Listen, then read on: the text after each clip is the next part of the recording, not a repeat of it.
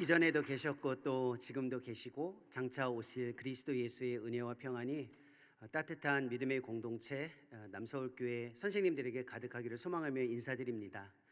교회에 처음 와서 식당에서 같이 식사를 하고 또 이 예배당 안에 들어와서 강의를 준비하기 위해 처음 섰을 때 굉장히 좀 따뜻한 교회다. 왜 그런가 했더니 가는 곳마다 이렇게 히터가 옆에 있어요. 그래서 저를 환대해 준 방에서도 히터가 바로 이제 작동을 했고, 앉아 있는 곳 옆에마다 이렇게 따뜻하고, 화장실 안에도 굉장히 따뜻하더라고요. 그래서 그 비데가 설치되어져 있는 교회를 본 적이 없는데 제 경험상 너무 따뜻하게 환대를 해주셔서 제 편에서는 이런 환대의 공동체에 와서 내가 무엇인가를 할 수 있을까? 왜냐면 이미 따뜻한 마음으로 진짜 인생의 여정을 살아가고 있는 아이들을 섬기고 계신 선생님들이 계신데, 이미 준비되어져 계신 선생님들에게 무엇을 좀 이야기할 수 있을까? 준비해 놓은 핸드아웃 자체가 굉장히 초라할 정도로 마음의 부담이 좀 있습니다. 교사 예배자를 세우다라는 제목이 이제 여기에 플래카드에 있는데 어떻게 읽으시나요? 교사 예배자로서 교사를 세우는 것인지, 아니면 교사들이여 어린아이 예배자를 세웁시다, 어떻게 읽고 오셨나요? 그러니까 교사 예배자, 우리가 예배자인데 교사로서, 교사 여러분, 예배자인 여러분 스스로를 잘 세워가야 합니다, 이렇게 읽으셨나요? 아니면 교사들이여 어린아이, 우리 자라가는 아이 예배자들을 세웁시다, 이렇게 읽으셨나요? 앞에 것이라고 생각하시는 분, 스스로를 예배자라고 생각하시고 오신 분, 네, 뒤에 것, 내가 아이들을 위한 예배자를 세우기 위한 관심을 가지고 오신 분, 손 안 드신 분들은 양쪽 다, 두 개 다 생각하고 계신 거죠. 이 주제가, 이 문구가 굉장히 깊은 이 깊은 신학 내지는 사고를 하신 분이 만든 표현이에요. 교사 꼭 콤마를 하고 예배자를 세우다. 굉장히 좋은 접근인데요. 선생님들에게 오늘 저녁 이제 교사 세미나로 예배와 관련되어져 있는 이 주제를 다루는데, 스스로 예배자로 어떻게 세워져야 할지 뿐만 아니라 어떻게 아이들을 예배자로 세워가야 할지가 교차적으로 주어집니다. 따라서 무엇이 내가 예배자로서 준비해야 하는지, 무엇이 내가 아이들을 예배자로 세워야 하는지에 대해서 혼동이 되어지신다면 복잡하게 생각하지 마시고 편안하게 들으십시오. 핸드아웃은 강의를 위한 준비일 뿐이기 때문에 너무 핸드아웃을 의존하실 필요 없으시고요, 편안하게 들려지는 대로 들으시고, 자녀들을 위해 혹시 필요로 하는 내용이 주어진다면 그것을 마음속에 담아서 좀 삶과 사역에 연결시키면 될 것 같습니다. 선생님들에게는 사실 부담이 좀 있어요. 자녀들은 우리의 성적표이기 때문에 그렇습니다. 그러니까 아이들은 학교에서 성적표 받아오는데 그 성적표 볼 때마다 부모로서 어떤 생각을 가지고 있나요? 너 정말 열심히 하는구나, 너 이것밖에 못하니, 여러 가지 생각이 주어질 수 있겠지만 우리 아이들의 모습이 선생님들에게 주어진 성적표입니다. 사실 그 부담을 가지고 있기 때문에 교사로서의 헌신은 굉장히 어렵거든요. 아마도 연초가 되면서 내가 교사로 다시 헌신해야 된다라는 이 마음의 다짐을 가지고 부서의 아이들을 직면할 때 여러 가지 복잡한 감정을 가지고 아이들을 대했을 것입니다. 그럼에도 불구하고 저희는 다시 예배, 아니면 예배 회복이라는 이 주제를 가지고 우리에게 주어져 있는 과제를 감당해야 하는 현실 속에 있습니다. 먼저 조금 생각하셔야 될 중요한 출발점이 하나 있는데요. 저희가 이제 이 교육관을 새롭게 이제 리모델링인가요? 건축인가요? 건축이죠. 큰 일을 하고 이제 들어갔습니다. 그럼 이제 환경이 바뀌고 예배의 방식도 거기에 좀 따라가게 되어져 있습니다. 먼저 우선순위 내지는 분명한 이해를 가지고 있어야 이 주제를 접근하는 데 좀 수월한데요. 가인과 아벨이 있습니다. 가인과 아벨이 하나님께 예배에, 즉 예물을 드렸죠. 그런데 하나님께서는 가인과 가인의 제물은 받지 않으셨고 아벨과 아벨의 제물은 받으셨어요. 이것과 관련해서 여러 가지를 생각할 수 있는데 오늘 주제와 관련해서 하나만 제가 좀 말씀드리고 이 주제를 좀 풀어갔으면 좋겠습니다. 왜냐하면 현실적으로 제가 눈으로 보고 나니까 이 주제가 부각된 거기 때문에 먼저 좀 말씀을 드리도록 하겠습니다. 가인과 가인의 제물을 구분했다라는 겁니다. 즉 사람과 사람이 드리는 예배의 방식이 구분됩니다. 우리는 이렇게 생각을 합니다. 예배의 방식, 환경, 여건이 좋으면 예배자들이 훨씬 더 새로워질 수 있다라는 생각을 많이 갖습니다. 새로운 환경과 예배의 방식이 불필요한 것은 아니지만 그것을 절대 의존하거나 그것에 의존해서 내가 어떻게 예배해도 새로운 환경에서 새로운 예배가 새로운 방식으로 예배가 주어질 때 내가 건강한 예배자가 될 수 있고 아이들이 예배자가 될 수 있다는 생각을 주의하셔야만 합니다. 순서는 내가 하나님을 예배하는 온전한 예배자가 될 때 내가 내어드리는 방식이 하나님께 받아들여진다는 겁니다. 그래서 가인과 가인의 제물, 아벨과 아벨의 제물을 성경에서 구분한 이유가 거기에 있습니다. 사람을 받으실 때 그 사람이 내어드리는 방식이 받아들여지는 겁니다. 우리의 초점은 여전히 새로운 환경이 중요하고 필요하지만 그것에 절대적으로 의존하는 것이 아니라 사람을 세우기 위해 환경이 필요한 겁니다. 사람을 세우기 위해 방식이 필요한 겁니다. 따라서 지금까지 50여 년의 역사 속에서 이 공동체에서 신앙생활을 하고 아이들을 세워나가는 다음 세대의 사역을 충실하게 감당하는 사시는 선생님들께서 마음속에서 확신하셔야 할 중요한 출발점은 새로운 환경과 여건이 다음 세대를 위한 굉장히 큰 예배의 방식이나 신앙을 새롭게 할 것이다라는 너무 의존적인 생각보다는 지금까지 가지고 계셨던 그 태도를 지속하셔야만 합니다. 아이들이 세워질 때에 아이들이 새로운 공간에서 훨씬 더 건강하게 자랄 수 있다라는 겁니다.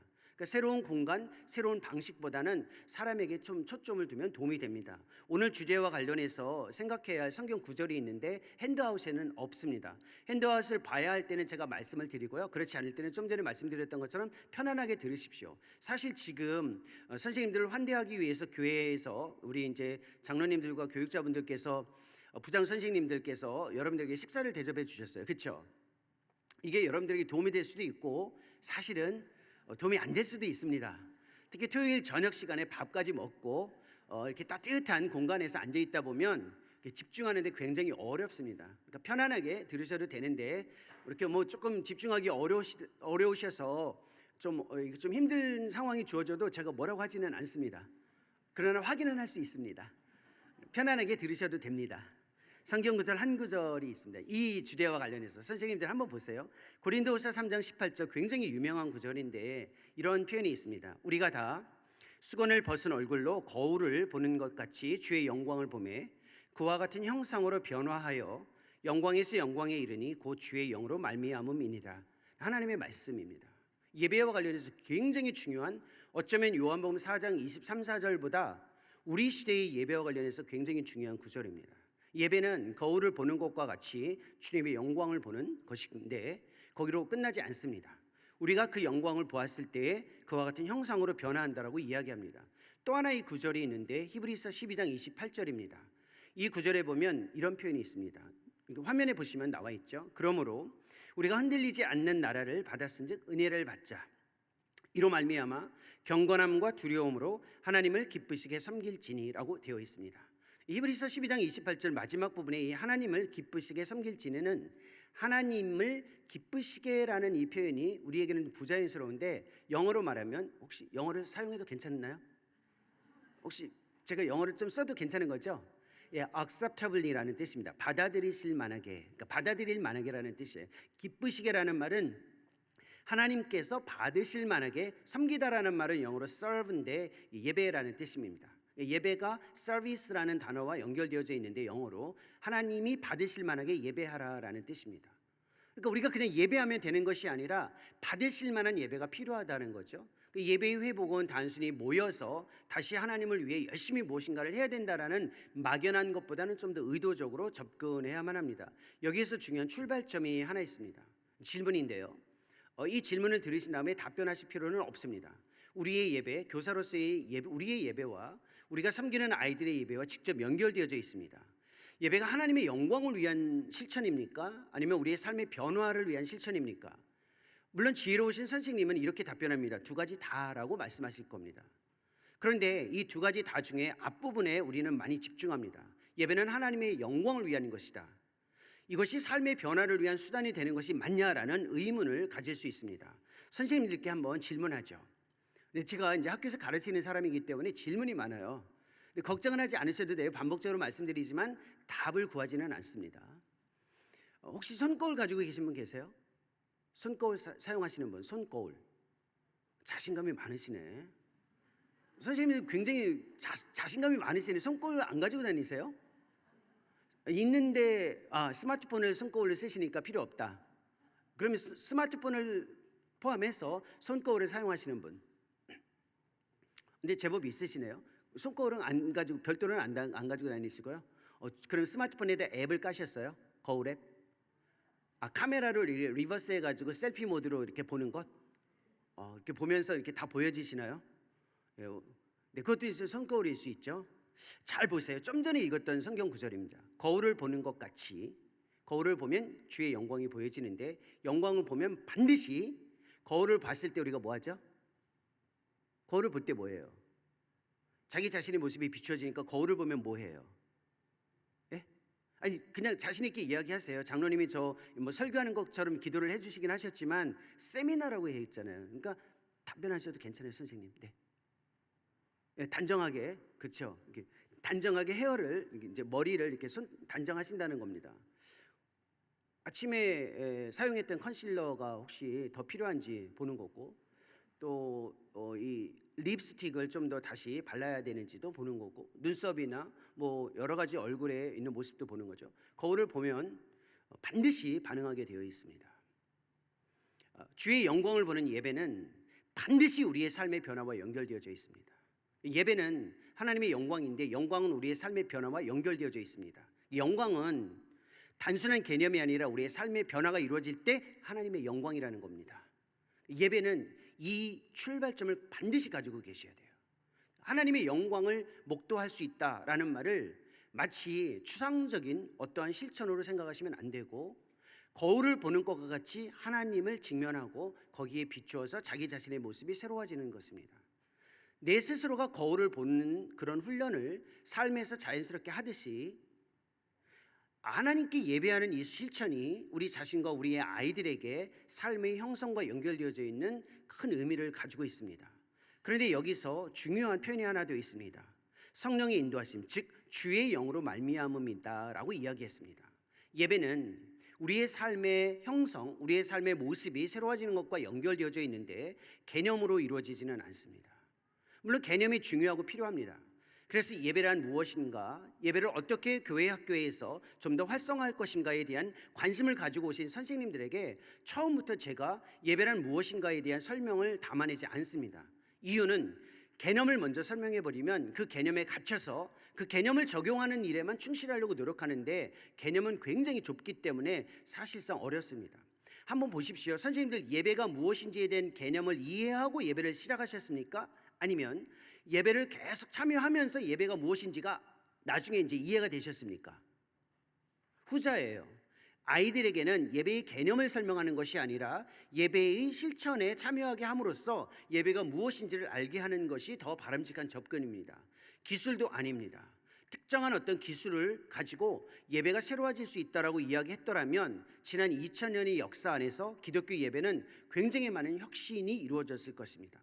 그러니까 사실상 선생님들이 알고 있는 이야기를 좀 더 세분화해서 말씀을 드리고, 기독교 예배가 단순히 그냥 막연하게 어떤 한두 가지의 개념이나 기술을 가지고 실천하지 않는 것을 확인하는 것만으로도 교회 학교에서 아이들과 신앙생활을 하며 아이들을 예배자로 세우는 데 있어서 굉장히 중요한 출발점입니다. 그러니까 너무 좁게 예배란 무엇인가에 대한 개념이나 어떻게 해야 되는 how to, 즉 기술에 너무 관심을 가지고 접근하실 필요는 없다는 겁니다. 부담이 조금 줄어듭니다. 하지만 이 부담은 어쩌면 또 다른 면에서 우리에게 굉장히 큰 책임으로 다가올 수 있습니다. 예배를 잘 이해하려면 믿음에 대한 분명한 이해를 가지고 있어야 되는데요. 이런 표현이 있습니다. 교육을 하신 분들은 이런 표현을 많이 종종 사용하는데요. 아주 오래전에 한 2000여 년 전에 기독교 역사에서 이 사역했던 한 인물, 교부 중에 터툴리안이라는 사람이 있는데 이분이 이렇게 얘기했습니다. 그리스도인은 태어나는 것이 아니라 만들어진다라고 이야기합니다. 사실 우리도 그렇지 않나요? 우리에게 생명이 주어지는 것은 은혜인데 우리가 그리스도인이 되는 것은 사실상 일정한 과정을 통해서 만들어져 갑니다. 성장기에 있는 아이들은 그리스도인으로 삶이 형성되어져 가는 과정입니다. 그래서 교육 부서라는 표현이 주어지고 세분화되어 있습니다. 미취학부, 취학부, 그다음에 학생부, 그러니까 중고등부 이런 식으로 세분화되어져 있습니다. 여기에서 굉장히 중요한 관심사가 뭐냐면 삶의 형성이 어떻게 이루어지는가입니다. 삶의 형성이 이루어진다라는 구체적인 이 내용은 관계의 방식을 구체화한다라는 겁니다. 내 삶이 만들어진다라는 것은 살아가면서 내 삶의 관계의 방식이 좀 더 구체화된다라는 것을 뜻합니다. 이 관계 방식의 구체화를 이렇게 이해할 수 있습니다. 대표적으로 예외 없습니다. 그리스도인이 가지고 있는 관계에는 네 가지 방향이 있는데 이 도표를 보시면 세 가지가 보여집니다. 하나님과의 관계, 이웃과의 관계, 세상과의 관계입니다. 네 가지라고 이야기했는데 하나가 없어요. 그렇죠? 그거는 제가 설명해 드리겠습니다. 하나님과의 관계를 예배라고 이야기합니다. 근데 이 예배는 나머지 관계를 결정합니다. 그러니까 하나님과의 관계가 다른 것의 관계에 영향을 미치고 직접 연결되어져 있는데 사실상 기초입니다. 근데 이 하나님과의 관계에서 하나님을 향한 실천이 예배라면 하나님이 우리에게 주어지는 실천은 소명입니다. 그래서 네 가지 관계를 이야기할 때 예배와 소명은 항상 같이 갑니다. 그러니까 내가 누구인지를 아는 것, 하나님을 어떻게 섬겨야 할지를 아는 것이 관계의 기초이고 그것에 따라서 이웃과의 관계가 결정됩니다. 특히 교회나 공동체와의 관계이죠. 우리 안에서 아이들을 섬기는 것. 그래서 예배는 이웃과의 관계인 교육과 연결되어져 있습니다. 그런데 조금 더 근본적으로 이야기하면 예배의 실천 안에서 교육이 이루어지는 것이 조금 더 바람직한데 이게 혼동이 주어지는데 그건 제가 조금 이따 말씀드리겠습니다. 또 하나는 세상과의 관계입니다. 우리 교회는 여기서 말하는 우리 교회는 어느 교회죠? 남서울교회예요. 지금 저는 남서울교회 교인으로 이야기하는 겁니다. 오늘은 우리 교회는 이 선교, 통일, 이렇게 이 지역 사회에 대한 관심이 많습니다. 그렇죠? 아시잖아요.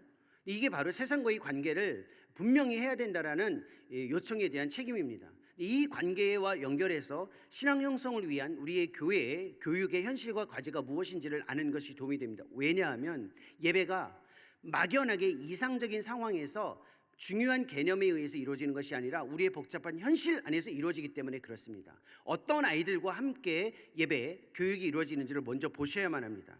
우리 시대에 조금 어려운 표현인데요. 학교에서 가르치니까 막 이렇게 교과서적인 표현을 쓰는 거예요. 근데 이거는 그냥 보시고 들으시면 됩니다. 성경의 문맹이라는 표현이 있는데 성경이 하나님의 말씀이고 절대 권위라고 모두가 인정해요. 하지만 성경을 직접 읽거나 확인하거나 삶과 연결시키는 것은 거의 없습니다. 실제로 성경을 매일 읽어나가는 사람들이 2020년 기준입니다.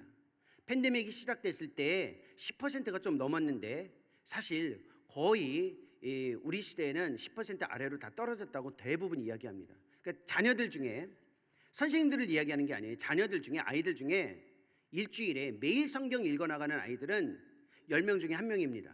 5명 중에 반명이에요.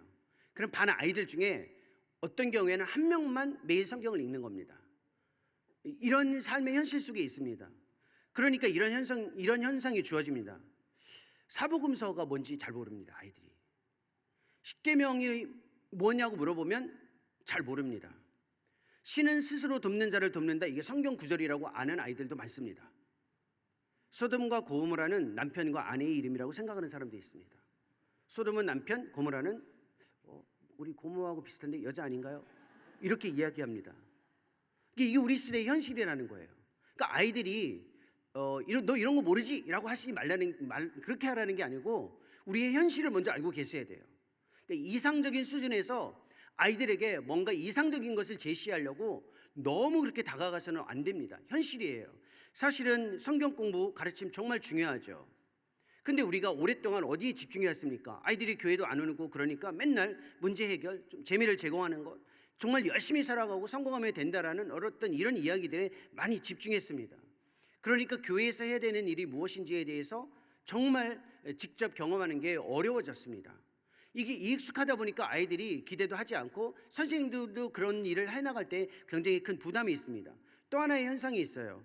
조금 어려운 표현인데 그냥 이해하고 들으시면 됩니다. 탈교회 현상이라고 이야기하는데 교회를 잘 아나요? 실제 많은 교회들이 굉장히 아이들이 이탈하고 있습니다. 교회 출석에 블랙홀이 어디에 있냐면 지금 사실은 이제 다음 세대 자체의 인구가 줄고는 있지만 지금 성장기의 아이들은요 거의 교회에 오지 않습니다. 이런 표현 들어보셨어요? 선생님 저 교회 끊었어요. 교회 끊었다라고 이야기합니다. 교회 안 나온다라는 말을 끊었다라고 이야기해요. 왜 교회를 떠났는지 아세요? 신앙에 관심이 없어서가 아니라 교회에서 하는 일을 학원에서 경험하고 있기 때문에 그렇습니다. 요즘 아이들 학원 가면 공부하나요? 물론 공부하죠. 그러나 공부보다 더 중요한 게 있어요. 뭘 해요? 같이 놀아요. 게임도 합니다. 간식도 먹습니다. 거기서 예능도 합니다. 그러니까 학원은 그냥 학원이 아니에요. 그들의 삶의 의미를 결정해 줍니다. 교회가 거기에 따라가려고 노력하면 사실상 아이들을 신앙적으로 가르치는데 굉장히 어려운데 이것 때문에 아이들은 교회를 떠나죠. 정말 아이들이 있죠. 지금 이제 이 통계 수치를 보면 부모의 세대의 신앙을 거부할 뿐만 아니라 회의하고요. 신앙에 있어서 굉장히 수동적입니다. 사실 그렇지 않은데 우리는 그럴 것이라고 생각하고 접근하죠. 오해하시면 안 됩니다. 좀 전에 말씀드렸던 것처럼 탈교회 현상이 신앙에 관심이 없다라고 착각하시면 안 됩니다. 이 부분은 설명이 좀 필요하니까 제가 말씀드리겠습니다. 요즘 아이들이 중고등학생만 하더라도 스터디 카페에 가서 공부하거든요. 저는 이전 시대이기 때문에 독서실에서 공부를 했는데 지금은 스터디 카페에 가서 공부합니다. 스터디 카페가 어느 공간인가요? 아이들이 왜 스터디 카페 가는지 아세요? 거기에 가면 함께 같은 목적을 가지고 있는 아이들이 함께 진지하게 삶의 의미를 공유하면서 살아갑니다. 이게 무슨 말이냐면 그 자체가 우리에게 있어서 종교라는 겁니다. 그러니까 신앙에 관심이 없는 것처럼 생각하는데 이미 종교적인 삶을 살아갑니다. 또 하나 예를 들어서 말씀을 드리면 제가 우리 장로님이 소개하셨던 것처럼 공부를 마치고 한 9년 가까이 선교지에서 사역을 하다가 한국에 들어왔는데 2000년 초반에 나갔다가 2020년에 들어왔습니다. 20여 년 만에 한국에 들어와서 제일 놀란 것 중에 하나가 무엇이냐면 전 국토에 베이커리 카페와입니다. 어디를 가도 베이커리 카페가 있어요. 왜 이게 우리 한국 사회에 이게 이렇게 많을까요? 혹시 생각해 보신 적 있으신가요? 베이커리 카페를 운영하고 계신 분이 계시다면 오해는 하지 마십시오. 제가 이걸 비평하려고 그러는 게 아니에요. 비판하지도 않습니다. 현상입니다. 왜 우리나라 사람들이 그렇게 전국 좋은 곳 차를 타고 가면서 맛있는 빵집에 가서 커피를 마시며 사람들과 이야기를 나눕니까? 원래 교회가 했던 일이에요. 교회는 처음부터 함께 먹고 마시며 이야기를 나누고 삶의 의미를 찾았던 곳입니다. 그게 신앙, 종교에 있어서 굉장히 중요한 실천입니다. 그러니까 교회의 공동체에서 그걸 제대로 하지 못하니까 사회에서 맛있는 빵과 커피와 이야기를 나눌 수 있는 테이블을 제공해서 삶의 의미를 찾으라고 사람들을 초청합니다. 그러니까 경제가 어려움에도 불구하고 자기의 주머니를 사용해서 많은 시간을 투자하더라도 그런 곳에 가서 사람들이 모여서 먹고 마시고 이야기를 나누며 삶의 의미를 찾습니다. 그러니까 오해하지 마십시오. 교회를 떠난다 자체가 비종교적이다라고 이야기해서는 안 됩니다. 모두가 다 종교적으로 살아가고 있는데 교회가 교회의 역할을 하지 못하면 교회를 대신하는 사회에서 아주 강력하게 사람들을 이끌어가고 있는데 아이들뿐만 아니라 우리도 그 영향에 좀 놓여 있습니다. 그걸 생각하시면 도움이 됩니다. 교회에서 교회의 교육을 위한 신앙 형성이 정말 약화됐죠. 우리는 좀 정직하게 한 번쯤 생각해 봐야만 합니다. 아이들에게 재미를 제공하는 것보다 더 중요한 것은 사실상 그리스도를 따르는 제자도예요. 오늘 식사 모임을 위해서 우리 화정보 목사님께서 여러분들에게 오셔서 했던 표현 중에 정말 인상적인 표현이 뭔가요? 인사하는 동안 반복적으로 썼던 언어가 하나 있습니다. 조국교회, 조국교회, 조국교회. 이 나라의 교회를 가슴에 담고 계시니까 옆에서 툭 건들면 조국교회가 나오는 거예요. 그렇죠? 그리스도를 따르는 제자도, 이게 원래 그리스도의 실천에서 가장 중요한 언어인데 이 언어를 쓰지를 못해요. 그리스도를 닮아야 된다, 그리스도를 따라야 된다. 너무 피상적이고 상투적인 표현인 것처럼 우리는 받아들이고 있어요. 그러니까 아이들에게도 삶의 만족, 행복, 즐거움 뭐 이런 표현들은 많이 쓰는데 그리스도를 닮아야 된다 이런 표현은 거의 안 써요. 사실상 물론 삶으로 드러내고 있지만 자신감이 축소되어 있습니다. 신앙 형성과 관련되어져 있는 교육이 무엇인지에 대한 깊은 이해가 사실상 교회에 약화되어져 있기 때문에 그렇습니다.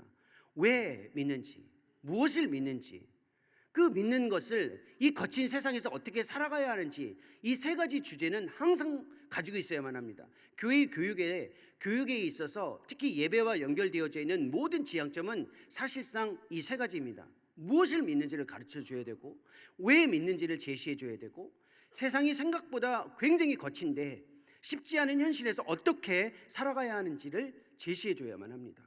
이게 빠져버리면 교회가 아무리 재미있어도 아이들의 신앙 형성과 관련된 교육을 하는 건 아닙니다. 이거 외에 하나가 더 있습니다. 사실은 너무 자발성의 근거에서 아이들을 이끌려고 노력합니다. 교회 공동체는 처음부터 자발적인 공동체가 아니에요. 가족 공동체입니다. 공동체와 클럽의 차이가 뭔지 아세요? 클럽은 자기가 원하면 들어왔다가 빠져나갑니다. 그렇죠? 근데 공동체는 자기가 원할 때 들어오는 것도 아니고 원할 때 나가는 것도 아니에요. 가족이라고 생각해 보세요. 가족이 공동체입니까? 클럽입니까? 가족은 공동체예요. 자발성에 의해서 움직이는 게 아니라는 겁니다. 너무 자발성에 근거해서 신앙생활을 하시면 안 돼요. 교사도 사실은 자발적으로 헌신한 것 같지만 누군가가 보고 당신은 교사를 하는 것이 도움이 될 것 같습니다 라고 이야기하면 하나님의 강력한 요청이라고 보통 이야기하잖아요. 그게 맞는 표현이에요. 부담 주지 마세요라고 이야기하는데 부담이 있어야 공동체예요. 부담이 없으면 동호회이고 클럽입니다. 사실은 선생님들은 이런 면에 있어서 자발적으로 교사를 선택한 것 같지만 사실은 공동체의 일원으로서 살아가고 있다는 반증이기도 합니다. 여기서 마무리하고 싶은데 사실은 하나가 더 있습니다. 이게 굉장히 중요한 저의 이야기를 풀어나가는 데 있어서 굉장히 중요한 특징이기도 하고 굉장히 복잡한 과제이기도 합니다. 교육과 예배가 지금 통합되어져 있습니다. 그렇죠? 부서의 교육이 이루어지면서 그 안에서 예배가 있어요. 그렇죠? 그래서 초등부는 초등부의 교육을 하면서 예배를 합니다. 별도로. 그렇죠? 초등부 애들이 1, 2, 3, 4부 예배에 왔다가 교육을 하는 건 아니에요. 그렇죠? 맞나요?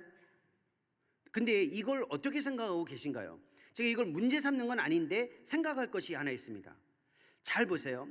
교육은 인지 발달에 기반을 두고 세대를 나눴습니다. 미취학부, 취학부, 그다음에 이제 청소년부. 이거는 이제 인지 발달에 근거한 겁니다. 사실 선생님들이 교육학을 공부하지 않았더라도 늘 듣던 표현 중에 하나가 뭐냐면 발달 단계라는 게 있습니다. 그래서 아이들이 영아기 때, 유아기 때, 유치부 아이의 그다음에 초등부의 저학년과 고학년 인지 발달이 있다라는 걸 알고 거기에 맞게 교육을 합니다. 그리고 거기에다가 신앙 발달과 형성을 위한 예배를 같이 연결시켰습니다. 근데 구분하셔야 될 게 있어요. 인지 발달 과정과 신앙 형성 발달 과정은 일치되지 않습니다. 여기에서 우리가 생각해야 될 것이 하나 있습니다. 예배는 아이들만 하는 예배에 선생님들이 참여하는 게 아니라 아이들과 함께 예배에 참여하고 아이들을 위한 섬김이지만 그 예배에 선생님들의 신앙 형성도 이루어질 뿐만 아니라 아이들의 신앙 형성이 같이 이루어집니다. 교육은 선생님들이 주체로 참여합니다. 그래서 훨씬 체계적으로 아이들에게 접근하는 것이 교육이지만 예배는 그렇지 않습니다. 나이가 많아요. 여기 계신 선생님들 대부분 대학 졸업하셨죠? 대학생들 계신가요? 선생님인데 대학생들. 네, 저기 계신 대학생들, 예, 대학생들인데 이제 교사들이시거든요. 인지 발달 단계로 보면 고등학생 이상이에요, 그렇죠? 예를 뭐 인생의 과도기가 끝났어요. 아직도 사춘기는 아니죠. 막 질풍노도에 방황을 하면서 내 인생이 어떻게 가야 될지 막 그러고 계시진 않죠. 어느 정도 방향성도 찾고 생각도 정리하죠. 어떤 이 막 욕구와 욕망이 주어지더라도 그것이 힘들긴 하지만 때로는 조절도 하고 통제도 하잖아요. 초등학생이랑은 좀 다르잖아요. 그렇죠? 인지 발달 단계. 근데 이제 물어봅니다. 신앙도 그렇게 성장해 가고 있고 성장했다고 생각하시나요? 정직하게. 그렇게 가지 않아요. 그래서 세상 교육은 발달 단계를 정확하게 이용하고 교회 교육도 이것을 그대로 가져왔습니다. 근데 우리가 고려해야 될 게 뭐냐면 예배를 거기에다 같이 통합시켜 놨어요. 예배는 원래 신앙 형성 단계는 인지 발달하고 같이 동일하게 가지 않는데 마치 그렇게 가는 것처럼 착각하는 겁니다. 그래서 예배를 접근할 때 선생님들이 아이들을 위한 예배라고 생각합니다. 그리고 아이들만 하면 되는 예배고 선생님들은 아이들이 잘 예배할 수 있도록 도우면 된다고 생각합니다. 그게 아니라 아이들과 함께 신앙 형성이 이루어지는 것을 같이 경험하는 겁니다. 그래서 이 다음 세대라는 표현보다 더 좋은 표현이 있어요. 물론 이제 계속 이야기할 텐데 교차 세대가 더 좋은 표현입니다. 예배와 관련해서. 그래서 교육 세미나는 비교적 수월해요. 그래서 세미나와 관련해서 제가 그렇다고 해서 교육과 관련된 세미나를 하신 분을 뭐라고 하는 건 아니에요. 비교적 정확하다라는 거예요. 그리고 명료해요. 심지어는 하우투가 명확하게 주어집니다. 왜냐하면 인지 발달에 따른 이 접근 가능성이 아주 선명하기 때문에 그래요. 근데 신앙 형성의 발달 단계는 인지 발달하고 일치하지 않기 때문에 어려운 거예요. 그래서 예배와 관련된 세미나는 관심이 없거나 관심을 갖더라도 복잡해지는 거예요. 이 복잡한 일을 같이 하겠다라는 겁니다. 지금 같이 한번 생각해 보려고 하는 부분이 이 영역이에요. 신앙 형성과 관련된 측면을 어떻게 이해해야 하는 거인지를 생각해 보자는 겁니다. 그래서 좀 전에 이야기했던 것처럼 다음 세대라는 표현보다는요, 사실은 교차 세대라는 표현을 쓰는 것이 예배와 관련해서 굉장히 적합한 표현입니다. 우리는 신앙을 전수해야 된다라는 생각을 너무 많이 가져요. 그 생각이 잘못된 건 아닌데 더 좋은 표현은 뭐냐면 신앙은 전수가 아니라 신앙은 함께 교차적으로 나누는 거예요. 아이들도 우리에게 가르칠 수 있어요. 그래서 항상 예수님이 아이들을 제자들 앞에 데려왔어요. 그렇죠? 그러면 제자들은 신앙의 단계가 아이들보다 훨씬 높잖아요. 이거는 맞으면 맞다고 생각하셔도 괜찮습니다. 그 정도 반응은 하셔도 괜찮아요. 그러니까 제자들은 예수님을 따르는 신앙의 단계에 있어서 아이들에 비하면 월등합니다. 그런데 왜 예수님이 아이들을 데려다 놓고 제자들을 가르쳤어요? 신앙과 관련해서는 교차 세대의 접근이 더 필요하다라는 거예요. 그러니까 선생님들은 아이들을 위한 섬김을 교육적으로는 하지만 예배와 관련해서는 아이들과 함께 아이들로부터 배울 수 있는 것도 같이 있다라는 겁니다. 그러니까 특별히 예배와 관련해서는 이 인터제너레이션이라는 표현이 넥스트 제너레이션이나 아니면 멀티 제너레이션보다 더 좋은 표현이에요. 동의를 구하지 않습니다. 그런데 예배와 관련해서는 그렇다라는 겁니다. 우리 교사로서의 역할이 바로 이 신앙 형성과 관련되어져 있습니다. 따라서 예배를 위해 신앙 형성이 어떻게 이루어지는지에 대한 이해를 조금 가지고 있어야 예배에 대한 접근이 조금 더 건강할 수 있습니다. 신앙을 예배와 관련해서 이야기할 때는 이렇게 삶의 체계로 이해합니다. 삶의 방식이자 체계인데 이렇게 하면 너무 교과서적이에요. 그렇죠? 조동우 선생님. 삶의 체계 뭐야 자꾸 무슨 시스템, 라이프 시스템. 저 사람은 전공이 뭐야 도대체? 기계공학이야? 아니면 물리학이야? 뭐 이렇게 볼 수도 있어요. 그런 생각을 가지신다면 정상인데 그런 생각이 없으시다면 좀 더 생각해 보세요. 왜 자꾸 어려운 말을 갖다 쓸까? 왜 낯설게 좀 하면서 이 의미를 생각해 보려고 합니다. 이게 굉장히 어려운 표현일 수도 있는데 아주 쉽습니다. 이걸 해석하면 이런 표현이 됩니다. 세상의 모든 영역, 보이는 영역과 보이지 않는 영역에서 그리스도를 손님이 아니라 주인으로 인정하는 것이 삶의 체계에서 신앙을 구축하는 겁니다. 신앙을 삶의 체계로 이해하면 삶의 모든 영역을 그리스도를 손님이 아니라 주인으로 인정합니다. 예배는 그리스도를 주인으로 인정하기 위한 삶의 모든 영역에서 그리스도를 주인으로 인정하기 위한 과정과 방식입니다. 따라서 예배를 단순히 정해진 시간 함께 모여서 하는 의례의 구성으로만 생각하실 필요는 없습니다.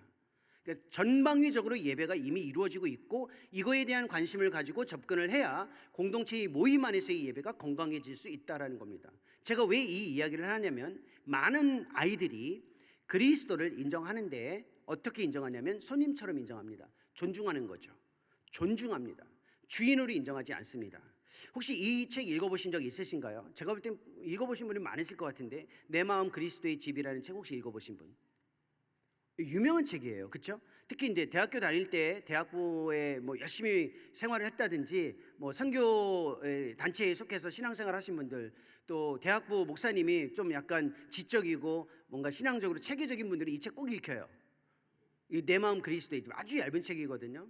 우리의 삶의 영역에서 그리스도를 주인이 아니라 손님으로 여기고 있는 것을 주의하라라는 겁니다. 제가 선생님들의 집에 뭐 초대를 영화부 선생님이신가요? 근데 참 독특한 건 영화부 선생님은 영화부 선생님처럼 보여요. 독특한 여기 계신 분은 활동적이신 분이에요. 굉장히 이렇게 액티브해 보여요. 뭔가 이렇게 몸이 딱 이렇게 막 레디하고 있는 느낌이에요. 이쪽은 초동우 선생님 같아요. 애써서 뭐 굳이 말씀드리면 점잖으신 거 보니까 나이 든 학생들 가르치시는 것 같아요. 아니 그렇게 보여요. 참 독특하죠? 근데 여기서 모두에게 해당되는 내용이 하나 있어요. 근데 제가 여러 선생님들 중에 그래도 이렇게 영화부 선생님들이 좀 따뜻하니까 그렇죠? 아이들도 이렇게 감싸고 보듬는 마음이 이렇게 좀 계시니까 앞에 계신 분이 부장 선생님이신가요? 네? 부감 선생님. 그러니까 부장 아니면 부감처럼 보여요. 네. 그것도 참 독특해요. 그렇죠? 모습에서 이렇게 살아오신 거겠죠. 부감 선생님 뒤에 앉으신 선생님이신 거죠. 영화부. 같이. 저 선생님이 저를 본 적은 없는데 오늘 교회에서 처음 뵙고 저를 선생님 집으로 초대를 했습니다. 그래서 가정에서 한번 초대를 해서 대접을 하려고, 그럴 일은 없으니까 너무 염려하지 않으셔도 돼요. 예를 드는 겁니다. 와서 토요일날 저녁 때 바쁜 일정에 와서 함께 이야기를 나눠주셨는데 그래도 감사의 예를 표하기 위해서 한번 초청했습니다. 그럴 수는 있잖아요. 살다 보면. 제가 손님으로 갔잖아요. 그렇죠? 손님으로 갔다고 생각해 보세요. 앉자마자 이렇게 차 한 잔 대접을 해주시기도 전에 제가 일어나서 냉장고 문도 열어보고 팬트리도 한번 열어보고 안방도 한번 막 들어갑니다. 그러면서 선생님이 어떻게 생각하시겠어요? 당혹스럽겠죠. 그렇죠? 굉장히 무례한 거잖아요. 손님이니까. 주인이면 괜찮은 거예요. 주인이면 냉장고 문을 열든 찬장 문을 열든 아니면 방에 들어가서 앉아있든 책상을 열어보든 그건 아무 상관이 없는 거예요. 그리스도를 아이들이 어떻게 인정하고 있냐면 존중합니다. 손님처럼. 부인하지는 않아요. 아이들은요, 영적으로 이미 신앙 형성이 되어져 있어요. 그리스도를 각듯이 존중합니다. 손님처럼. 다가와서 주인이 되려고 할 때 아이들은 힘들어해요. 지금 우리가 그런 아이들을 그리스도의 이 주인 되심을 인정하게 하는 것이 신앙의 핵심이에요. 이게 생각보다 굉장히 어렵습니다. 마치 제가 일면식도 없다가 단 한 번 만나서 정말 초대를 받아서 손님으로 들어갔는데 주인 행세했을 때의 그 느낌처럼 아이들에게 네 인생에 주인이라는 표현을 쓰지 않고 그리스도의 주되심을 삶에서 가르치려고 할 때 아이들이 저항한다라는 겁니다. 지금 그 신앙을 가지고 있어요. 그러니까 우리가 진짜 중요한 과제가 뭐냐면 삶의 모든 영역을 좀 더 그리스도와 직접, 즉 하나님과 직접 구체적이고 인격적인 관계 방식을 구축시키기 위해 노력하는 것이 예배의 가장 중요한 파운데이션, 토대입니다.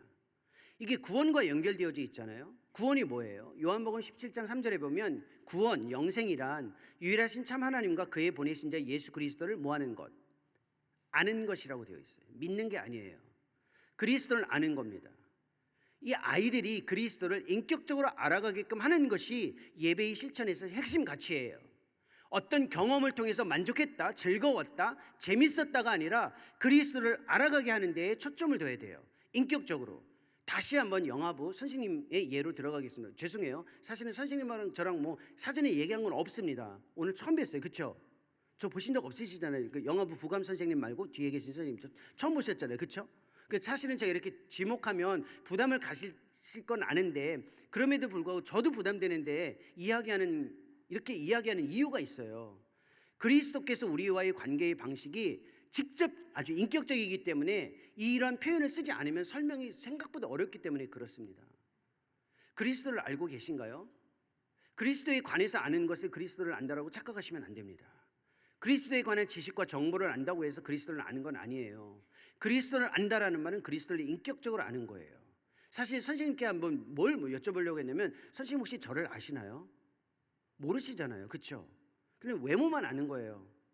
어떤 이름이 무엇인지, 어디에서 무엇을 하고 있는지 저에 대한 정보만 아는 거예요. 그건 저를 모르는 거예요.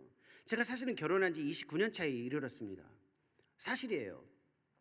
29년 동안 제 아내를 알아가고 있고 지금도 알아가고 있습니다. 근데 사실 제 아내를 충분히 모르겠어요. 정말 사랑하고 알고 어느 누구보다도 제 아내를 아는데요. 사실 제 아내가 기침만 해도 그게 무슨 뉘앙스인지 저 알아요. 근데 아침마다 새롭고요. 사실 솔직히 말하면 어떨 때는 무서워요. 때로는 두렵기도 하고요. 그리고 어쩔 때는 굉장히 낯설어요. 어쩔 때는 같이 있지만 굉장히 거리감이 느껴져요. 왜 그럴까요? 인격이기 때문에 그렇습니다. 인격은 이 과정이 반드시 필요로 해요. 제가 만약에 제 아내를 24시간 주 7일 365일 사랑한다고 해서 감정의 엑스타시 현상을 그대로 지속하면 그건 비정상이에요. 예배도 마찬가지예요. 우리가 뭔가를 했다, 무엇인가를 경험했다, 무엇인가를 완전히 우리의 마음속에서 만족했다라는 감정적인 경험이나 체험에 예배가 갇혀져 있지는 않아요. 왜? 그리스도를 인격적으로 알아갈 때에는요, 때로는 굉장히 막연하기도 하고요, 때로는 굉장히 어색하기도 한 과정들이 주어진다라는 겁니다.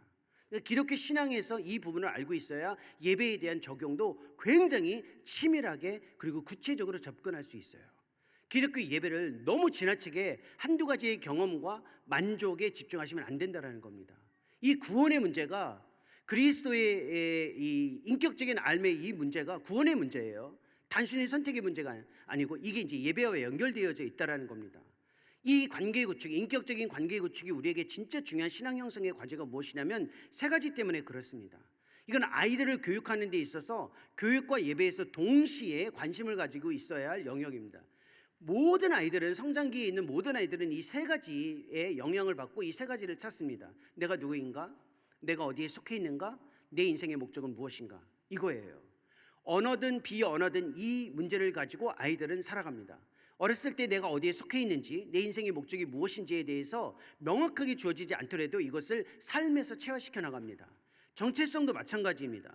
모든 자녀의 과제 이 세 가지인데 이 세 가지 중에 제일 중요한 것은 사실상 정체성이거든요. 내가 누구인지를 알면 내가 어디에 속해 있는지도 아는 거예요. 그리고 내 목적이 무엇인지도 압니다. 정체성의 핵심 과제가 뭔가요? 좀 전에 이야기했잖아요. 내가 누구인가를 알면 내가 무엇을 위해 살아가야 하는지를 알 수 있다라는 겁니다. 반대로 자신이 누구인지를 모르면 무엇을 위해 살아가야 하는지도 알지 못합니다. 그런데 문제는 정체성이 그냥 막연하게 주어지는 게 아니에요. 내가 누구라고 선언하는 게 아니에요. 정체성은 공적으로 주어집니다. 관계의 방식 안에서 정체성이 주어지는 거예요. 그러니까 내가 누구인지를 말할 때는 항상 선언과 선포가 아니고 관계 안에서예요. 제가 누구예요? 제가 목사잖아요. 성도가 없을 때 목사는 아무 의미가 없는 거예요. 성도님들을 섬겨야 할 때 목사라는 그 정체성이 중요한 거예요. 제가 교수라면 학생이 있어야 교수인 거예요. 학생이 없는데 교수라고 이야기하면 그 정체성은 무기력하고 무모한 거예요. 저는 남편이에요. 아내가 없이 남편이라는 말을 할 수가 없어요. 다 관계적인 거예요. 하나님과의 관계 안에서, 그리고 사람들과의 관계 안에서 아이들이 누구인지를 공적으로 확인시켜 주는 겁니다. 그러니까 너는 꿈이 뭐니? 그 꿈을 위해서 살아가라, 이게 아니에요. 네 꿈이 무엇인지를 찾아라라는 말은 틀린 표현은 아니지만 네가 하나님 안에서 어떤 아이이냐, 네가 이 세상과의 관계에 있는 자녀들, 친구들과 어떤 관계 속에 있느냐, 이 교회 공동체에서 네가 어떤 존재이냐, 이 관계성 안에서 공적인 자아를 찾을 수 있도록 노력해 주셔야 돼요. 이게 예배에서 굉장히 중요한 과제 중에 하나입니다. 이 정체성과 관련된 이 과제와 관련해서 특별히 주목해야 할 것이 있어요. 하나로 규정되지 않는다라는 겁니다. 정체성이. 그러니까 아이들을 이제 뒤에서 이제 제가 다뤄야 되는데 시간 날 때마다 조금씩 미리미리 말씀드리도록 하겠습니다. 왜냐면 이제 저는 정해진 시간까지밖에 하지 못하거든요. 그러니까 일정한 시간 안에 다 이야기를 해야 하기 때문에 생각나는 대로 제가 좀 말씀드릴게요. 정체성을 제시하실 때 아이들이 이제 우리 선생님 초등 몇 명 아이들이 있어요? 앞에 계신 선생님. 네. 6명이요? 그러니까 이제 초등부에 섬기는 아이들이 6명이죠. 6명 애들이 얼굴이 싹 지나가요. 그죠? 근데 아이들의 정체성을 규정하실 때 진짜 중요한 과제가 뭐냐면 이 아이들을 건강한 공적 자아로 자라가게끔 교육과 예배, 즉 기도와 예배에서 아이들을 대할 때 생각해야 될 게 있어요. 이 아이가 어떤 아이인지를 이야기할 때 하나의 형용사나 하나의 표현으로 규정하면 안 돼요. 최소 3개 이상 찾아야 돼요. 얘는 착한 애야. 얘는 뭐 성실한 애야. 얘는 예쁜 애야. 이러면 안 돼요. 아이들이 그렇게 자기를 선생님이 딱 별명 부르듯이 그 아이의 특징을 잡아가지고 하나하나씩 설명하기 시작하면 아이들은 무슨 생각을 갖냐면 그 안에 자기 스스로를 가둬버려요. 그게 제일 위험한 거예요. 교회 공동체에서 예배를 하면서 계속해서 하나님의 다면적인 측면, 한 분 하나님이, 삼위일체 하나님이 다면적으로 우리 가운데 인격적으로 다가오시는 것을 가르치실 때에는 아이들이 내가 다면적으로 규정될 수 있다는 것을 익히게 해주는 거예요. 그게 예배의 경험이에요. 인격적이다라는 말이 무슨 뜻인지 어떻게 이해하시나요? 이제 인격적이다. 하나님이 인격적이다. 인격적이다라는 말은 기계적이지 않다라는 뜻인데 개별적으로 다가가신다는 거예요. 선생님에게 다가오시는 하나님이 옆에 계신 선생님에게 다가가시는 방식하고 일치하지 않아요. 왜냐하면 선생님과 옆에 계신 선생님이 다르기 때문에. 그게 인격적이라는 거예요. 그러면 모든 아이들을 인격적으로 대한다라는 말이 무슨 뜻일까요? 인격적으로 다가오시는 하나님을 예배와 교육에서 담아내려면 아이들을 규정할 때에 최소 3개 이상의 표현을 가지고 있어야 돼요. 얘는 착하고 성실하고 책임감이 있다. 예를 들면 이런 식으로. 그러니까 6명의 아이들을 위해서 6개의 표현이 아니라 6, 3, 18개의 표현을 가지고 계셔야 되는 거예요. 이게 많으면 많을수록 좋습니다. 예배는 바로 그렇게 자기 자신이 누구인지를 보게끔 해주기 위한 연속적이고 지속적인 실천이라는 겁니다. 이런 선의를 가지고 교회에서 신앙 형성을 위해, 즉 예배와 교육이 교차적으로 가고 있는 현실이라고 이야기했잖아요. 그렇죠? 그러니까 교육 안에 예배가 담겨져 있기 때문에 이걸 피할 수는 없어요. 구분되면 좋은데 사실은 분리하면 더 좋습니다. 예배는 다 같이 하고 교육을 분리하면 사실은 더 좋아요. 그런데 그거는 이상이에요, 지금으로서는. 근데 예배와 교육을 위해 아이들을 좀 이해하면 예배의 접근이 좀 더 선명해집니다. 예배가 무엇인지를 이야기하는 것보다 아이들에 대한 이해를 가지고 있어야 예배의 접근이 좀 더 선명해지는 거예요. 그래서 예배란 무엇인지에 대한 관심을 가지고 오셨는데 왜 그 이야기를 풀어내지 않냐면 그 이야기만 해버리면 실제 적용하는데 너무 어렵기 때문에 그렇습니다. 아이들이 어떤 아이들인지 아세요? 지금 정체성과 관련해서 하나의 시인데, 시예요, 시. 이 시를 제가 한번 읽어드릴 테니까 눈으로 따라오시면서 이 시의 제목을 한번 생각해 보십시오. 명품을 걸치는 건 최대의 꿈, 상류 사이로 가는 지름길은 거칠에 있다. 속은 텅 비어도 겉은 번드르르. 한 번도 제 인생을 살지 못한 그들은 타인의 얼굴로 살아간다. 양복 한 벌이 서둘러 나가고 명품 모피 코트가 외출한 헐렁한 행거. 제 얼굴인 양 거드름 피우고 우쭐대다가 당당했던 어깨가 허탈해지는 순간 행거에 목을 메고 대롱대롱 목숨 연명하는 것들 본색이 드러났다. 아주 쉬운 시죠. 제목이 뭐죠? 생각해 보셨어요? 제목. 혹시 제목을 아시는 분? 네, 선생님? 네, 옷걸이. 이 시 보신 적 있으시죠? 없어요? 저 선생님께는 유형욱 강도사님께서 선물을 하나 꼭 준비하셔서 주면 좋을 것 같아요. 이건 진짜 선물을 받으셔도 당연히 되는 답입니다. 맞습니다. 옷걸이에요. 따라오면 보여요. 그렇죠? 쉬운 시거든요. 이 옷걸이에요. 지금 우리 아이들이요. 선생님들이 예배 교육 부서 안에서 이 예배를 하는 진짜 중요한 건 이 아이들이 어떤 아이인지 진짜 누구인지를 보여줘야 돼요. 가르쳐줘야 돼요. 예배의 핵심은 바로 이 신앙 형성에서 이 정체성이에요. 정체성에 대한 분명한 이해를 어떻게 가져야 되는지 성경은 오랫동안 가르쳐 왔습니다. 바울은 정체성과 관련해서 그리스도로 옷 입으라라고 이야기했습니다. 그리스도로 옷 입는 것. 한번 이 표현을 보세요. 아니 이 그림을 보세요. 옷을 입고 있죠. 어때요? 예? 옷이 너무 크죠? 안 맞죠, 일단. 꼭 그리스도로 옷 입으라라는 이 표현을 이해해야만 합니다. 이게 정체성이거든요. 예배는 정체성을 형성하는 데 있어서 핵심이에요. 그러니까 하나님을 향해 거울을 비추듯이 하나님을 계속해서 비추는 과정인데 내가 누구인지를 만들어가는 형성인데 그 형성의 핵심은 정체성이라고 말씀드렸죠. 그 정체성이 바로 성경에서 이야기하는 강조이기도 해요. 예배는 이 실천을 하는데 이 옷 한번 보세요, 아이들. 선생님은 이제 원래 이렇게 좀 약간 이렇게 오버핏을 선호하시는 분이시죠? 코트가 지금 오버핏이에요. 그렇죠? 옆에 계신 선생님은 오버핏이 아니라 맞는 것. 그렇죠? 자기 패션 스타일이 있거든요. 근데 이 아이들을 보면 이 앞에 선생님들 너무 주목하지 마세요. 잘생기시고 멋진 분이에요. 궁금하신가요? 초등부에 계십니다. 네. 근데 요 선생님 말고 여기 화면에 나와 있는 아이들 이거는 오버핏이라고 하기는 어려워요. 그렇죠? 안 맞아요. 근데 우리가 상식적으로 생각하세요. 상식입니다. 상식적으로 옷이 맞지 않으면 어떻게 하죠? 옷이 자기에게 맞지 않으면 어떻게 해요? 제가 여기 너무 중하신 분들은 너무 오랫동안 안 봤는데 중고등부 선생님들이시죠? 네, 그렇게 보여요. 딱 보세요. 중고등부 선생님. 그래, 잘 듣고 있으니까. 네, 그 표현이 아주 반응이 너무 좋아요. 아주 의젓하게 점잖게 저의 이야기를 듣고 계신 선생님들 제가 안 본 거는 제가 이분들이 좋아서가 아니라 안 봐도 잘하시는 선생님들이시라. 한번 생각해 보세요. 선생님 옷이 맞지 않으면 어떻게 하시죠? 예? 그 맡겨요. 그렇죠? 이게 수선하잖아요. 그렇죠? 그게 우리의 방식이에요. 우리는 지금까지 교회 교육에서 예배를 하면서 아이들이 뭔가 어색해할 때 아이들을 위해서 옷을 다 맞춰줬어요. 근데 그리스도인의 이 방식은 기독교의 방식은 완전히 바뀌어요. 옷을 몸에 맞추는 게 아니라 옷에 몸이 맞도록 노력하는 거예요. 옷은 정해져 있어요. 옷은 그리스도의 옷은 정해져 있고 그 옷에 내 몸이 안 맞으면 맞을 때까지 몸이 변해서 맞추게 하는 게 신앙이에요. 근데 우리는 오랫동안 교회 교육에서 비유적으로 말하면 이렇습니다. 너무 애들에게 옷이 맞지 않으니까 옷을 다 절단해가지고 애들에게 너무 맞춰놨어요. 그러니까 할 수 있는 게 생각보다 많지 않아요. 정말 옷을 이렇게 맞게끔 하려면 몸이 바뀌어야 돼요.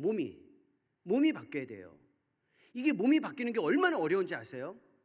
몸 바뀌는 거 어렵잖아요. 피트니스에 뭐 몇 년을 다녀도 사실은 쉽지 않아요. 그 어려운 일을 제가 최근 몇 년 사이에 했습니다. 제 이 양복 잘 어울리죠? 깨알자랑 순간 잘 어울리죠? 뭐 어색하지 않잖아요. 그렇죠? 제가 4년 전 우크라이나에서 한국으로 들어올 때 제 별명이 뭐였냐면 그 마른 선생님이었어요. 그 마른 분. 제가 굉장히 말랐었습니다. 근데 지금 제가 말라 보이지 않죠? 4년 동안 3년 반 동안 먹어댔습니다. 3년 반 동안 죽도록 먹어서 이 모양이 생긴 거예요. 지금 3년 반 걸렸습니다. 비교적 빨리 변한 거예요. 3년 반 동안 6kg이 쪘어요. 그래서 지금 이 모습이 된 거예요. 누가 봐도 저를 마른 사람이라고 보는 사람이 없습니다. 지금은. 여기서 더 찌면 어떻게 되겠어요? 위험해지는 거죠. 근데 육체가 변화되는 것도 수개월, 수년이 걸려요. 신앙 형성을 위해 아이들의 모습이 그리스도의 옷에 맞는 성품, 삶으로 변화되는 건 단번에 이루어지지 않습니다. 영아부, 유치부, 유년부, 초등부, 초등 1, 2부죠.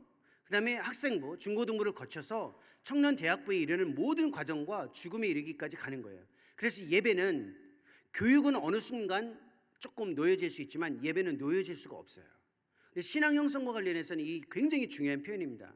그런데 우리 시대의 아이들을 Z세대라고 이야기하는데 이 아이들이 어떤 삶과 신앙 형신에 있는지 조금 생각해 볼 필요가 있습니다. 그래야 아이들을 다가갈 때 맞지 않는 옷에 그 아이들을 위해서 옷을 너무 절단하지 않으면서 아이들이 그리스도의 옷에 맞게끔 이끌어내는데 우리가 조금 관심을 가질 수 있기 때문에 그렇습니다. 그러니까 처음에 선생님들이 가지고 있는 부담이 뭐였냐면 아이들이 성적표라고 얘기했잖아요. 아이들은 학교에서 이런 부담이 있어요. 선생님이 이런 표현을 합니다. 야, 너 아직도 교회 다니냐? 이 표현을 많이 들어요. 아이들이. 초등학생들도 듣습니다. 이제는.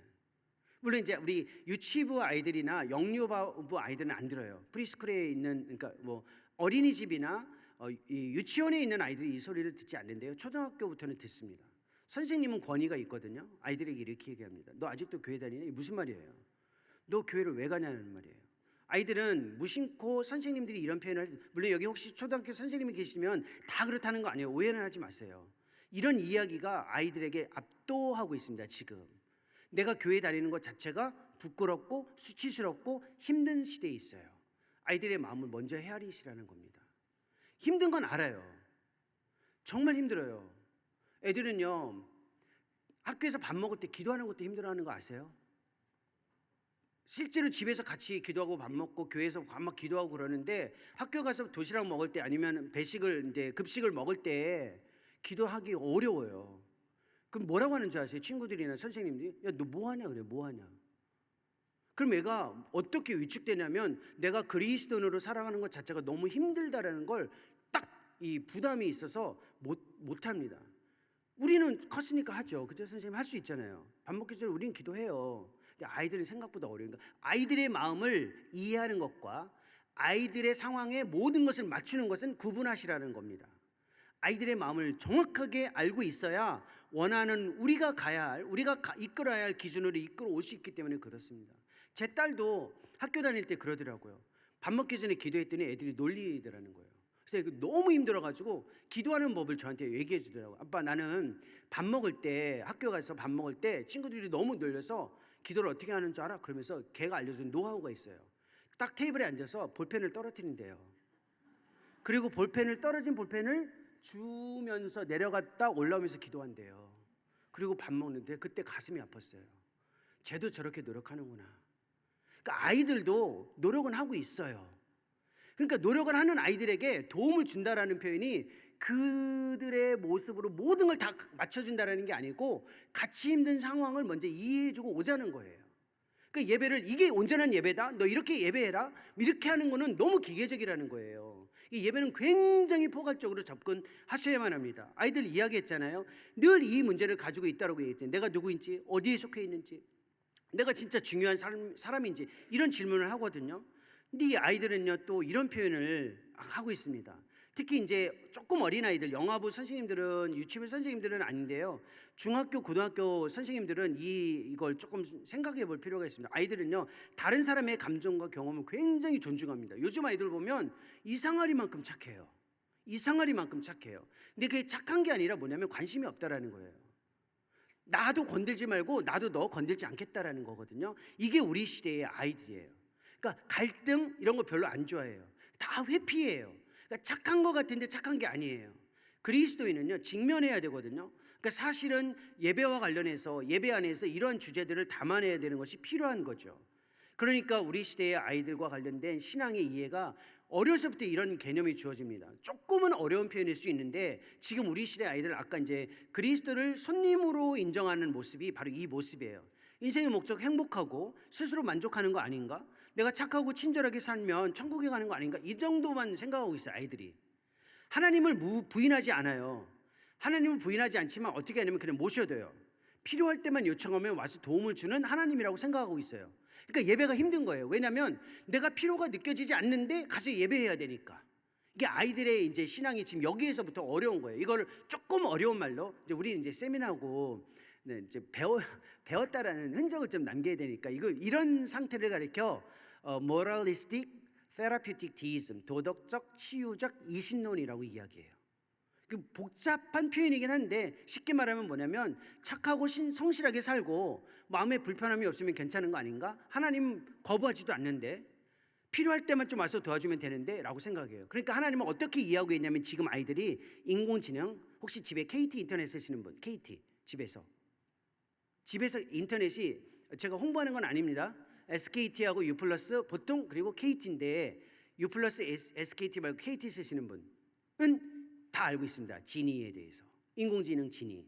그러니까 지니는 뭐냐면 알라딘의 지니를 이제 현대의 인공지능으로 바꾸는 거거든요. 그냥 있어요. 부르면 응답해요. 그리고 응답하지 않도록 그냥 요청해도 걔가 하면 뒤에 용답을 하지 않아요. 인공지능이. 하나님이 그렇게 이해하고 있어요. 그러니까 예배가 인격적으로 뭔가 이루어질 수 없고요. 예배 때 집중하기가 어려운 이유가 뭐냐면 이 하나님에 대한 이해를 가지고 있어요. 요청하기 전까지는 절대 개입하지 않기를 원해요. 그러니까 예배가 얼마나 힘듭니까? 가르치는 일은 조금 수월할 수 있는데 예배가 이것 때문에 어려운 거예요. 아이들이 하나님에 대한 이해를 이렇게 가지고 있거든요. 그런데 이것만이 아니라 아이들이 예배에 참여하는 삶의 현실에 있어서 굉장히 조금 어려운 도전적 현실이 하나 있습니다. 요거는 예배와 관련해서 중요한 의미를 가지고 있기 때문에 제가 조금 말씀드릴게요. 이건 우리 시대의 삶의 일종의 한 현상입니다. 현상을 넘어서서 일종의 이 에콜로지인데 뭐지? 생태예요. 환경이에요. 사실은 틱톡, 페이스북, 지금은 X로 바뀌었죠. 이 트위터가, 인스타그램이나 유튜브는 이거는 우리 시대의 아이들에게 있어요. 심지어는 유치부 아이들도 이제 시작하고요. 초등부 아이들은 뭐 거의 대부분 그때부터는 다 시작합니다. 이 방식을 저는 부정적으로 보지는 않아요. 이러한 삶의 방식이 우리가 뭐 하면 안 된다라는 입장은 아닌데 이게 우리에게 미치는 좀 영향이 있어요. 그게 뭐냐면 하나님과의 관계에 직접 영향을 미쳐요. 대표적으로 내가 누구인지를 말할 때 아이들은요 항상 편집된 모습을 비교해서 올려요.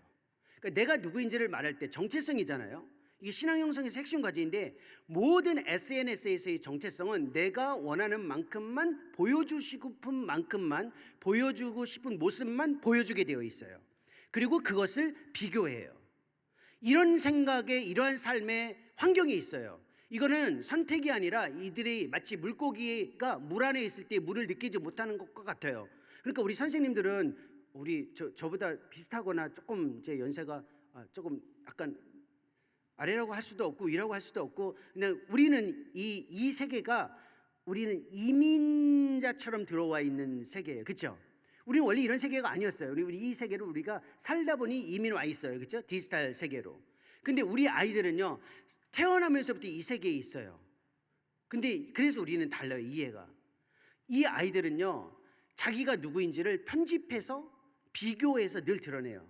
근데 우리는 어떻게 이해합니까? 하나님은 있는 모습 그대로 우리를 받으신다라고 이야기해요. 근데 이 아이들은 내가 누구인지는 원하는 모습만 드러내거나 원하는 모습만 제시할 수 있다라는 생각을 가지고 있어요. 그러니까 예배가 어려운 거예요. 왜냐하면 내 있는 모습을 그대로 드러내서 실천해야 하는 거기 때문에 어렵습니다. 그러니까 예배가 기계적일 수 없는 이유가 우리의 삶의 환경과 맞닿아 있어요. 우리는 끊임없이 정직한 자아를 이야기해요. 하나님은 너를 사랑하신다? 하지만 내가 사랑하는 건 내 친구가 좋아요를 누를 때에 사랑하는 거예요. 내 친구가 나를 팔로우할 때 내가 진짜 사랑받는다라고 생각해요. 그러니까 그 모습이 없으면 사실상 내 삶의 정체성을 찾는 게 무엇인지에 대해서 막연한 아이들에게 예배 실천에 초청하는 게 생각보다 어렵다라는 겁니다. 답을 찾기조차도 어려울 정도로 이 아이들이 이렇습니다. 또 하나는 친밀함의 경험이 유사 친밀함에 빠져 있어요. 페이스북 처음 나왔을 때 일면식도 없는 사람이 막 친구 초청을 해가지고 친구가 됐어요. 그래서 그때 당시에 뭐라고 이야기했냐면, 이것도 옛날 이야기인데 아빠랑 친구 먹고 너 나랑 친구야 그랬어요. 페이스북에서. 그렇죠? 자녀들도 우리 친구 아니야? 막 이랬어요 서로. 이게 무슨 말이냐면, 친구라는 건, 동료라는 건, 공동체의 지체라는 것은 프락시미티가 필요해요. 구체적인 시간과 장소의 경험 안에서 인격적인 접촉이 있어야 친밀하다, 인티메이트, 이제 그러니까 자주 친밀한 관계가 형성된다라고 이야기하는데, 지금 우리 시대의 아이들은요 그런 경험이 없어도 친밀하다라는 생각을 가지고 있어요. 그런 아이들에게 그리스도께서 사랑하신다, 너에게 따뜻하게 다가오신다, 그리스도의 사랑 안에서 자라가자, 그렇게 찬양하고 예배하고 기도하자라고 이야기하는 게 아이들에게 있어서는 너무 막연하다라는 거예요. 왜 막연하냐면 그런 것이 없이도 친밀하다라는 생각이 삶으로 체화되어 있기 때문에 그렇습니다. 아이들의 모든 관심은요 말 그대로 관심이에요. 나에 대한 관심이에요. 내가 얼마나 인정받느냐예요. 내가 얼마나 주목받느냐예요. 이걸 셀럽이라고 이야기하잖아요. 모두가 셀럽이 되고 싶어 해요. 그래서 셀럽이 되든가 셀럽을 따르든가 해요. 그렇지 않나요? 예능, 연예인, 유명한 사람과 자기의 삶을 동일시하거나 그 안에서 의미를 다 찾아가고 있거든요. 그런데 우리가 그리스도를 셀럽처럼 이야기하기 어려워요. 그리스도를 셀럽처럼 이야기할 수가 없어요. 그러니까 공예배가 우리가 알고 있는 개념, 우리의 경험을 아이들에게 제시하고 함께 참여해 나갈 때 생각보다 어려운 시대에 있다는 것을 알고 일단은 이 상황을 이해하셔야만 합니다. 그런데 문제는, 그리고 중요한 이 전환점은, 아이들은 이러한 상황 속에서 자기 스스로 대응을 합니다. 그것이 우리에게 미치는 영향이 세 가지입니다. 하나, 삶에 있어서 어딘가에 늘 소속되어 있고는 싶지만 권위는 별로 중요하지 않습니다. 권위가 없어요. 애들에게는. 왜 해야 되는데요? 왜 해야 되는데요? 선생님이 전화를 하거나 아니면 교회 학교에서 이렇게 이야기를 합니다. 얘들아 이렇게 하자 그러면 싫어요. 왜 해야 되는데 왜? 그 말은 이유를 묻는 게 아니에요. 싫은 거예요. 그냥 권위를 인정하지 않는 거예요. 우리는 권위가 있어요. 우리의 삶에는, 선생님들은. 근데 아이들에게는 권위가 없어요. 그러니까 어렵죠. 자꾸 어렵다라는 이야기를 하는 이유는 어려운 걸 모르고 접근하면 우리가 너무 힘들기 때문에 그렇습니다. 그리고 아이들이 굉장히 느슨하게 연결되어져 있어요. 공동체에 헌신도 안 하고요, 공동체에 떠나지도 않아요. 어쩔 때는 아주 애매하게 걸쳐 있어요. 우리도 사실은 이 경험을 하고 있지 않나요? 사실은 이 남서울교회 이 선생님들, 여기 계신 선생님들은 좀 예외적인 분들입니다. 우리 많은 한국교회에서 지금 제일 어려운 교회의 사역이 교사 부서, 부서 중에 교육부서 사역이거든요. 1년 내내 중대형 교회에서 모집하는 광고는 교사 모습이에요. 그렇게 교인들이 많은데 교사로 헌신하는 사람들이 없어요. 우리 시대의 특징이기도 하고, 우리가 섬겨야 할 다음 세대에 있는 자녀들도 마찬가지인데요. 뭔가 헌신을 요청하면 다 빠져나가려고 그래요. 관심을 두지 않으면 관심 안 갖는다고 뭐라고 해요. 이게 느슨한 연대에 있다라는 거예요. 이 아이들이. 좀 전에 이야기했던 이 셀럽, 다 자기 중심이에요. 모두가 다 자기가 중심이에요. 내가 얼마나 인정받느냐, 여기에 집중하고 있어요. 그러니까 희생, 헌신이라는 말을 못 써요. 아까 이야기했던 그리스도를 따라야 된다 이런 말을 못 써요. 신앙에 빠져버려 있습니다. 그런데 이걸 우리가 속으면 안 돼요. 선생님들은 이 상황을 인지 발달 단계가 아니라 신앙 발달 단계로 보셔야 돼요. 아이들이 이렇게 제시하는 건 스스로 선택한 게 아니라 이 사회에서 가르쳐준 방식에 영향을 받고 있다는 거예요. 영적으로는 이 아이들이 우리에게 하는 말이 있어요. 이걸 읽어내셔야 돼요. 아이들이 우리에게 영적으로 하는 말이 있어요. 너무 맨날 우리에게 다가와서 뭔가를 하려고 하지 말고 보이라는 거예요. 너무 다가와서 막 해주려고 하는 것을 생각보다 아이들은 좋아하지 않아요. 생각보다. 이게 영적인 외침이에요. 제 이야기가 아니라 전문적으로 이 문제만 가지고 20년 동안 연구했던 연구소에 있는 사람들이 통계 분석을 했고 연구한 사람들의 결과로 나와 있는 제안입니다. 우리 시대의 아이들은요, 보여라는 걸 먼저 얘기해요. 선생님, 너무 와서 뭔가를 다 해주려고 하지 마시고 보여줘 보세요 한번. 그래서 이 이야기가 필요한 거예요. 예배를 도우려고 하는 것도 중요하지만 하나님은 먼저 예배하시면 돼요. 함께. 그러면 아이들이 그 안에서 보고 배운다라는 거예요. 이게 훨씬 더 강력한 교육적 접근이에요.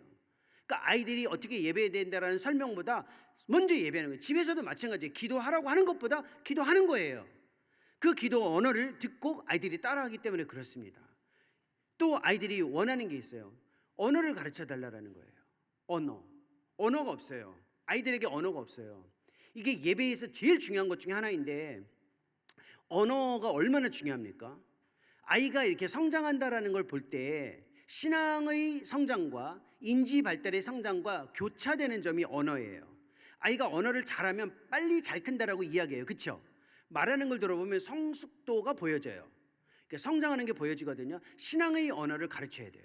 우리 시대의 가장 큰 특징 중에 하나가 뭐냐면 살아있는 언어 사용이 너무 어려운 시대가 됐어요. 요즘 아이들이 제일 어려워하는 이 경험이 뭐냐면 기도예요. 기도를 잘 못해요. 심지어 같이 기도하자. 너 기도 한번 해볼래? 그럼 선생님 제가 왜 기도하죠? 다음 주에 하면 안 될까요? 아니면 저는 기도 안 해요. 기도시키면 안 와요. 뭐 이렇게까지 이야기해요. 예전부터 있었지만 지금은 더더욱 그렇습니다. 왜냐하면 지금 삶에서 살아있는 음성을 쓰지 않고도 살아가는 게 익숙해져 있어요.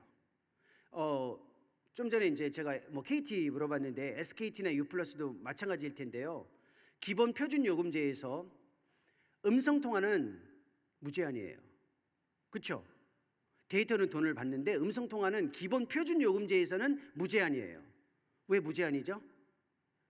무제한을 줘도 안 써요. 한 달에 60분 이상 통화하는 사람 거의 없어요. 이게 우리 시대의 특징이에요. 이 사회는 그걸 알고 접근하는 겁니다. 만약에 이 음성 통화를 엄청나게 많이 하면 그거 요금 부과합니다. 저도 안 써요. 아이들이 왜 그런 줄 아세요? 음성 통화를 하면, 음성을 써서 누군가와 의사소통을 하면 긴장을 해야 되고 실수가 주어지는 것에 대한 두려움이 있어요. 그러니까 뭐에 익숙하냐면 텍스트에 익숙한 거예요. 이모티콘과 텍스트가 너무 익숙해요. 그러니까 기도도 그렇게 하고 싶어 해요. 예배도 그렇게 하고 싶어 하는 거예요. 영상으로 보면서 필요한 말만 내가 피드백으로 남기면 되는 거 아닌가? 이렇게 생각하는 거예요. 살아있는 언어가 빠져 있어요. 선생님들이 가르쳐야 될 게 뭐예요? 함께 모였을 때 이 언어를 가르치는 거예요. 아이들이 그걸 원하고 있다는 거예요. 이 언어를 가르칠 때 제일 힘든 게 뭐냐면 어색함이에요. 어색함을 넘어서야 이 언어가 성장하거든요. 사람들이 말을 섞으려면 처음에 아무 말하기 어렵잖아요. 근데 어색함을 넘기면 사실은 말이 주어질 수 있어요. 하나님이 너무 어색해요, 지금 아이들에게는. 근데 말의 실수를 두려워하지 않게 하셔야 돼요. 시간이 얼마 남지 않았기 때문에 지금부터는 생각나는 대로 뒤에 있는 말을 제가 앞에서 이야기할게요. 아이들에게 가르쳐야 할 언어가 있는데 4가지 언어예요. 이 언어는 정말로 중요한, 물론 뒤에 있는데 뒤에 핸드아웃에 보면 잘 안 보여질 수도 있으니까 그냥 들으시고 뭐 이렇게 이렇게 받아들이시면 됩니다. 4개의 표현이에요. 아이들에게 가르쳐야 할 언어예요. 진짜 이거는 이 언어가 다예요. 사실상 기도의 언어도 이게 다고 예배의 언어도 이게 다고 사실상 우리의 예배에서 제일 많이 훈련시켜야 할 영역입니다. 아주 쉬워요. 근데 아주 쉬워요. 고맙습니다. 잘못했습니다. 안 나와요. 여기 안 나온다니까. 고맙습니다. 잘못했습니다. 힘들어요. 도와주세요. 딱 4마디예요. 이 4마디가 기도의 언어, 신앙 형성의 언어, 예배의 언어의 거의 전부입니다. 고맙습니다. 훈련하지 않고 고맙습니다 못해요. 집에서 결혼해서 자녀가 있으신 분이 좀 상당수 있으시네요. 그렇죠? 상당수 있으신데 아이들에게 이렇게 합니다. 물건을 줄 때, 그렇죠? 뭔가를 줘요. 애들한테 저 하고 주면서 항상 요구하는 게 있어요. 뭐라고 말해야 돼? 너 뭐라고 말해야 돼? 그렇죠? 그 말을 할 때까지 안 줘요. 그렇죠? 애가 뭐 힘들어하면 답을 가르쳐줘요. 고맙다고 말해야지. 고맙다고 말해요. 그렇죠? 이게 그냥 나온 진리가 아니에요. 성경 전체에서 하나님이 가르쳐 주신 방식이에요. 감사는 훈련이에요. 감사는 그냥 나오지가 않아요. 감사는 반응인데 훈련된 반응이에요. 그러니까 아이들에게도 고맙다라는 마음을 갖는 것보다 고맙다라는 표현을 하게 하는 게 중요해요. 예배는 하나님께 감사하다라는 표현이고 기도는 하나님을 향한 감사로부터 출발해요. 그러니까 이 언어를 가르쳐 줘야 돼요. 아주 쉬운 이 언어가 정말 우리는 복잡한 언어다라고 생각해서 제대로 접근하지 않는다라는 거예요. 조금 전에 이야기했던 고맙습니다요. 두 번째, 진짜 못하는 말이 있어요. 잘못했습니다예요. 잘못했습니다. 잘 못해요. 사람들 말을 못해요. 잘못했다고. 왜냐하면 책임지는 것에 대한 두려움이 있어요. 우리는 실제로 그렇거든요. 사람 자체가 그런데 제가 아프리카에 있을 때 제일 힘들었던 경험이 그거예요. 잘못했으면 인정을 좀 하지. 저는요 개인적으로 제 무릎이 10원밖에 안 돼요. 무슨 뜻인지 아시죠? 저는 제 아내 앞에서 제 무릎이 10원짜리예요.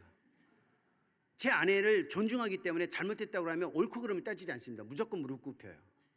그러니까 싸우기가 굉장히 어려워요. 왜 그런지 아세요? 무기력하게 잘못됐다라는 말을 그냥 함부로 하거든요. 제가 이게 터득한 방식이에요. 화가 났을 때 무조건 왜 그랬어 하지 않습니다. 내가 아무리 생각해도 내가 잘못한 게 없어도 제가 무릎을 굽혀요. 그러면 인정해 주더라고요. 인격이에요. 제가 아프리카에서 힘들었던 게 뭐냐면 사람들이 잘못했다라는 말을 안 해요. 아프리카 사람들을 폄하하는 게 아닙니다. 왜 그런가 했더니 식민을 받아서 오랫동안 잘못했다라는 걸 인정하는 순간 책임을 져야 된다는 부담이 삶을 지배하고 있어요. 근데 아이들에게 가르쳐야 될 게 있고 우리가 경험해야 될 게 있어요. 잘못했다라는 걸 먼저 표현하는 거예요. 그 잘못했다라는 걸 인정하면 회복이 주어지기 때문에 그렇습니다. 회복은 내가 연약하다 잘못했다라는 고백이 주어질 때만 회복이 주어져요. 예배는 그것을 경험하는 거예요. 왜 공예배 안에서 죄의 고백이 들어가 있습니까? 아이들이 있죠. 언어를 배워야 할 영아부나 유아부 아이들의 예배에서도요 반드시 이 기도를 집어넣어야 돼요. 하나님, 우리가 잘못했습니다. 아이들은 생각해요. 내가 잘못한 게 없는데 왜 이런 말을 하냐. 그런데 내가 잘못한 걸 뭘로 생각한 거예요? 행동으로 생각하는 거예요. 잘못은 행동보다 더 근본적으로 뭐냐면 태도예요. 태도. 하나님을 하나님으로 인정하지 못한 것, 하나님을 하나님으로 이해하지 못한 것, 하나님을 내 삶의 주인으로 인정하지 못하는 내 근본적인 기울어져 있는 시각, 이 전 존재를 먼저 훈련해야 돼요. 내가 하나님 앞에서 늘 연약한 사람이라는 걸. 그러니까 죄의 고백은 도덕적 표현이 아니에요. 하나님과의 관계성 안에서 반드시 훈련해야 돼요. 그거 그냥 주어지지 않습니다. 제가 용인에서 살고 있는데요. 용인에서 살고 있는 저희 집 근처에 그 산책로가 있습니다. 강가 옆에, 조그만 천 옆에, 강은 아니에요. 천 옆에 산책로가 있는데 제가 잊을 수 없는 경험을 한 게 있어요. 저녁 때 제 아내와 길을 걸어가는데 저쪽에서 스쿠터를 타고, 그러니까 발로 이렇게 구르는 거 뭐라고 하죠 이거? 스쿠터라고 하나요? 킥보드, 킥보드. 고맙습니다. 그러니까 저도 언어가 이렇게 짧아요. 킥보드를 타고 막 가다가 애가 막 오는데, 야, 제가 생각했어요. 저 굉장히 제법 잘 탄다. 근데 아니나 다를까 가다가 저를 툭 치고 갔어요. 기분이 제가 어땠을까요? 아, 자식 좀 죄송합니다. 제가 이런 사람이에요. 아, 자식 좀 조심해서 타지. 저렇게 하다가 넘어지면 어떻게 하려고? 라고 생각을 하는 순간 딱 치고 간 애가 갑자기 딱 멈추더니 180도 뒤로 돌아서 90도로 저한테 절을 하는 겁니다. 죄송합니다. 이렇게. 초등학교도 다니기 전 아이예요. 유치원에서 초등학교 사이에 있는 아이예요. 제가 그때 깜짝 놀랐어요. 쟤는 훈련받은 애다. 어떻게 저렇게 스치고 간 그 모습에 스스로가 돌이켜서 잘못됐다고 고백할 수 있을까? 그때 제가 좀 전에 이야기했던 저 자식이라고 했잖아요. 그게 얼마나 창피했는지 아세요? 사람을 훈련된 아이예요. 훈련된 아이. 이거 훈련되지 않으면 할 수가 없어요. 우리도 마찬가지예요. 나는 괜찮은 사람인데 내가 뭘 잘못했어? 내가 누구를 상처를 준 것도 아닌데. 우리는 그렇게 하나님 앞에서 정말로 우리의 표현으로 말하면 완악합니다. 티밍이 덜 돼 있는 거예요. 길들여지지 않았어요. 훈련되지 않았어요. 인정해야 돼요. 또 하나, 사실은 이걸 건너뛰고 도와주세요라는 표현을 해요. 중간에 제가 뭐가 있었냐면 뭐예요? 힘들어요라는 표현이에요. 그렇죠? 근데 힘들어요라는 표현은 사실상 괄호예요. 괄호. 근데 중요한 표현이기 때문에 괄호예요. 생략해도 된다는 게 아니고 도와주세요라는 표현도 중요한 표현이에요. 도와주세요라는 표현도. 그러니까 하나님께 우리가 기도를 하면 필요를 구하는 것이 기도라고 이야기하고 그게 언어라고 생각하잖아요. 그렇죠? 도와주세요. 진짜 이것도 중요한 거거든요. 근데 앞에 것을 생략하고 도와주세요만 하면 뭐예요? 그거는 무례한 거예요. 인격적인 하나님이라고 얘기했잖아요. 그러니까 아이들에게 가르쳐줘야 돼요. 공예배 안에서 기도해서 하나님을 하나님으로 인정하고 잘못됐다라고 고백하고 반드시 하나님의 전능하신 능력을 인정하며 필요한 것을 도와달라고 요청하는 것을 가르치고 경험해야 돼요. 그게 예배의 모든 이 논리예요. 일종의 공예배의 논리예요. 근데 뭘 생각하면 안 되냐면 힘들다라는 표현을 해야 돼요. 좀 전에 말씀드렸던 아프리카 사람들의 기도를 보면 굉장히 탁월합니다. 능력 있는 기도예요. 하나님은 신실하십니다. 우리를 도우실 수 있습니다. 근데 빠져있는 게 있어요. 제가 눈으로 봐도 힘들거든요. 힘들다 소리를 안 해. 힘들다 소리를 안 해요. 왜 그럴까요? 힘들다라는 고백을 하면 믿음이 없다라는 생각을 가지고 있어요. 한국교회 기독교에서 제일 많이 강조하지 않은 공예배의 신학적 내용이 뭐냐면 정직한 불평, 힘들 때 힘들다라는 고백을 하지 못하게 한 거예요. 그런 고백을 하면 믿음이 없다라는, 힘들고 어렵더라도 하나님은 신실하시니까 그 능력을 의지하는 기도를 해라라고 오랫동안 훈련받아 왔어요. 사실 성경의 가르침에서 조금 어긋나 있거나 멀어져 있는 가르침입니다. 동의를 구하지 않습니다. 제 이야기에 이게 세미나이기 때문에 동의를 구하지 않지만 성경의 가르침에 따르면 굉장히 중요한 기도예요. 하나님은 우리의 아버지예요. 아버지가 어떤 언어를 듣고 싶어 하는지 한번 헤아려 보세요. 여러분이 아버지이고 어머니로서 주일학교 아이들을 진짜 부모의 심정으로 대하고 있다면, 내가 키운 아이처럼 그 부모의 심정으로 대하고 있다면 아이들이 어떤 언어를 하면 좋을지 한번 생각해 보세요. 제가 2020년 가을에 코로나 때에 우크라이나 키예프에서 삶을 정리하고 다시 대한민국으로 들어왔습니다. 그러면서 제일 걱정했던 것 중에 하나가 무엇이냐면 제 아들이었어요. 첫째 아이는 대학을 다니고 있었기 때문에 문제가 되지 않지만 제 둘째 아이는 고등학생이었습니다. 선교지에서 오랫동안 교육을 받고 있었기 때문에 사실상 한국어가 집에서는 가능하지만 교육을 받을 수 없습니다. 그래서 코로나 기간이었기 때문에 학교도 다니기 어려워서 온라인으로 홈스쿨링을 했습니다. 홈스쿨링으로 3년 반을 하고 지금은 대학생이 됐습니다. 제가 제 아들이 이름이 하진이인데 하진이에게 물어봤습니다. 정말 이 팬데믹이 끝나고 학교를 갈 수 있는 상황에도 못 가고 계속 홈스쿨링을 하는 아이에게 이렇게 물어봤습니다. 하진아, 너 힘들지 않냐? 너 힘들지? 하진이가 저에게 이렇게 이야기했습니다. 이렇게 얘기했어요. 제 아들이에요. 아빠가 있고 하나님이 있는데 뭐가 힘들어? 어떻게 느껴지세요? 아빠가 있고 하나님이 있는데 난 괜찮아라고 이야기하는 거예요. 제 가슴이 무너졌어요. 누가 봐도 힘든데. 제가 기대했던 말은 뭐냐면, 아빠, 맞아, 나 힘들어. 너무 힘들어. 친구도 없고 교회도 갈 수 없고 공부하는 거 너무 외로워요. 너무 힘들어. 이 말을 듣고 싶었어요. 아버지이기 때문에. 우리 아이들이 아까 이야기했던 현실이 있잖아요. 힘들어요. 그걸 언어화 시켜줄 수 있어야 돼요. 그게 공예배의 과제예요. 그게 선생님들이 아이들과 함께 해야 할 기도예요. 그게 아이들에게서 직접 언어로 드러나지 않는다면 그 언어를 가르쳐줘야 된다는 거예요.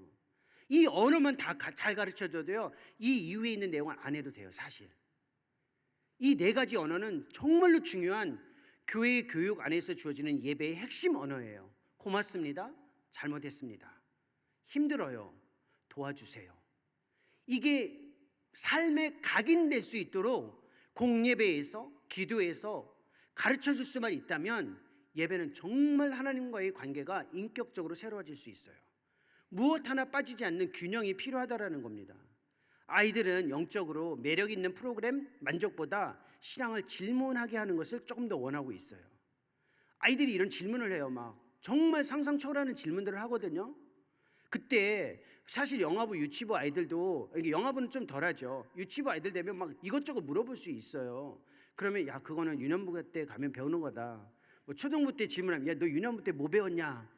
고등학교 때 고등부 가서 그러는데 야, 너 중등부 때 선생님이 누구였어? 이런 말 하시면 안 돼요. 질문이 있으면 무조건 다 들으셔야 돼요. 야, 그건 좋은 질문 아니야. 야, 그건 나중에 배우는 거야. 이렇게 하지 마시고요. 아이들은 답을 구하지 않아요. 제가 아까 질문 막 하면서 질문의 끝에 답을 구하지 않는다고 얘기했죠. 애들도 답을 구하지는 않아요. 애들이 뭘 원하는지 아세요? 이 선생님은 내 질문을 들어주고 계시는 분이구나, 내가 뭔가를 생각하는 것을 듣는 분이구나를 원하시는 거예요. 그러니까 애들이 원하고 있다라는 거예요. 그러니까 들어줄 수 있으라는 거예요. 들어줄 수 있어야 돼요. 경청이에요. 정말 어렵습니다. 선생님들이 진짜 예배를 통해서 아이들을 회복하시려면요, 경청을 하셔야 돼요. 하나님은 우리에게 경청해 주시는 분이에요. 우리가 그냥 호흡으로 힘들다라고 한숨을 쉬어도 하나님은 들으시는 분이잖아요. 전 존재를 우리를 듣고 계세요. 공예배에서도 삶에서도 우리를 들으시잖아요. 그러니까 우리도 아이들을 하나님에게 우리가 하나님을 예배하는 자로서 아이들에게 거울이 되려면, 그러니까 하나님을 거울 삼아서 우리가 변화되고 우리가 아이들에게 거울이 되려면 하나님의 모습을 보여줘야 되는데, 그 제일 중요한 게 뭐냐면 경청이에요. 제가 결혼한 지 얼마나 됐는지 얘기했나요? 제가 말해놓고도 이렇게 정신이 없는 거예요. 지금 29년 차가 있는데 한 10여 년 될 때까지 제 아내에게서 늘 들었던 말이 있어요. 제 아내가 항상 이게 얘기를 하다 보면 저한테 얘기를 해요. 뭐라고 얘기를 하면, 듣고 있어? 듣고 있어? 그러는 거예요. 아니, 나 열심히 듣고 있는데 계속, 지금도 아주 생생해요. 한 10년, 그러니까 29년 중에 한 10년은 그 소리를 들었어요. 제가 듣고 있어, 듣고 있어, 진짜 듣는다니까. 근데 왜 저 말이 주어질까? 한 10여 년 지났을 때 가만히 한번 생각해 봤어요. 제가 뭘 못했냐면 눈으로 안 들었던 거예요. 귀로는 들었는데 눈으로 안 들은 거예요. 그러니까 아이들을 눈으로 들으셔야 돼요. 그걸 원하는 거예요. 하나님은 우리를 눈동자처럼 살피신다라고 이야기하고, 예배에서는 하나님이 다가오셔서 그 눈동자를 우리에게 보여주시고 계시거든요. 그게 예배이거든요. 그러니까 아이들에게 그 눈빛을 보여주셔야 돼요. 그래야 아이들이, 내가 선생님을 통해서 하나님이 나도 이렇게 경청해 주신다라는 걸 알아요. 왜냐하면 아이들은 설명으로 배우는 게 아니라 직접 눈으로 보고 참여하면서 배우기 때문에 그렇습니다. 이 모든 것들이 사실은 경험을 통해서 이루어져야 되는데, 이 모든 것을 이 뒤에 나와 있는 내용은 제가 이야기했습니다. 남아있는 시간 제가 조금 이야기해야 할 내용은 이 예배와 관련되어져 있는 개념, 그 다음에 구체적인 실천과 관련된 몇 가지 주제예요. 근데 열심히 공부하시는 분들은 벌써 마음속에 좀 불편해요. 핸드아웃을 이렇게 잔뜩 복사기를 사용해서 준비해놓고 지금 어디 와 있는 거예요 도대체? 1페이지도 넘기지 않고 지금 2페이지, 3페이지 이거 언제 가려고? 분명히 우리도 오늘 모임 올 때 언제 끝나는지 대략 듣고 왔는데 저 사람 지금 어떻게 하려고 하지? 걱정하지 마십시오. 저는 비교적 나쁜 선생님이 아니에요. 좋은 선생님과 나쁜 선생님의 기준점은 뭐냐면, 끝나는 시간을 정확하게 맞춰주거나 조금 일찍 끝내주면 좋은 선생님, 끝나는 시간을 끝까지 채우거나 오버하면, 제가 이야기하지 않았어요. 그렇게 생각할 수도 있다라는 겁니다. 그래서 제가 처음부터 이야기했잖아요. 이거 너무 의존하지 마시라고요. 요 내용이 중요하긴 하지만 제가 해야 할 내용을 조금만 이야기할게요. 우리의 삶의 형성됨, 이런 상황 속에서 아이들의 삶을 형성하기 위한 공예배와 관련해서 몇 가지 아셔야 돼요. 이미 우리 장로님이 기도하실 때 이런 기도를 하셨어요. 기억나세요? 장로님의 기도 중에 우리가 아이들에게 지식과 내용과 이 말로만 가르치는 것이 아니라 삶으로 잘 드러낼 수 있는 교사가 되게 해주십시오라고 이야기했어요. 삶의 형성은요, 지식과 정보로는 거의 이루어지기 어렵습니다. 정말이에요. 방식이 중요해요. 그 공예배는 설명이 아니고 방식이에요. 왜 주일날 예배를 매번 새로운 방식으로 하지 않고 고정된 방식으로 할까요? 그 습관이 가지고 있는 힘 때문에 그렇습니다. 고정된 방식으로 오랫동안 그 실천을 하면 어떤 생각이 주어지고 어떤 경험이 주어지냐면, 영어로 말하면 아하 모멘트가 주어져요. 그러니까 뭔가를 이해하고 실천하는 게 아니라 방식을 익히게 한 다음에 거기에서 깨닫게 만드는 거예요. 그래서 제가 늘 하는 표현이 있습니다. 우리가 자녀가, 혹시 자녀 다 컸죠? 많이 컸죠? 어렸을 때 아이들에게 이런 표현을 해요. 야, 너 자기 전에 이빨 닦고 자. 그렇죠? 부모가 이야기하거든요. 근데 애들은 잠자는 시점에 이빨 닦으라고 그러면 진짜 힘들어요. 이빨 닦기 싫어서가 아니라 막 졸릴 때 이빨을 닦으면 잠이 깨거든. 그래도 엄마가 늘 이빨을 닦지 않으면 잘 때까지, 그러니까 자기 전까지 계속 뭐라고 하니까 애들이 닦는 거예요. 근데 중학생이 되면 얘기 잘 안 해도 이빨을 닦아요. 그렇죠? 아닌가요? 고등학생이 돼야 닦나요? 그리고 고등학생이라고 합시다. 중학생이 아니고 고등학생에 대해서 이빨을 닦아요. 그때 아이들이 항상 닦으라고 안 해도 닦아요. 왜 그런지 아세요? 애들이 느끼는 게 있어요. 아, 내가 매일, 이유는 알 수 없었지만, 의미는 알 수 없었지만 매일 이렇게 내가 양치를 해서 내 치아가 튼튼한 거구나. 나중에 아는 거예요. 그러니까 어렸을 때 아는 게 아니에요.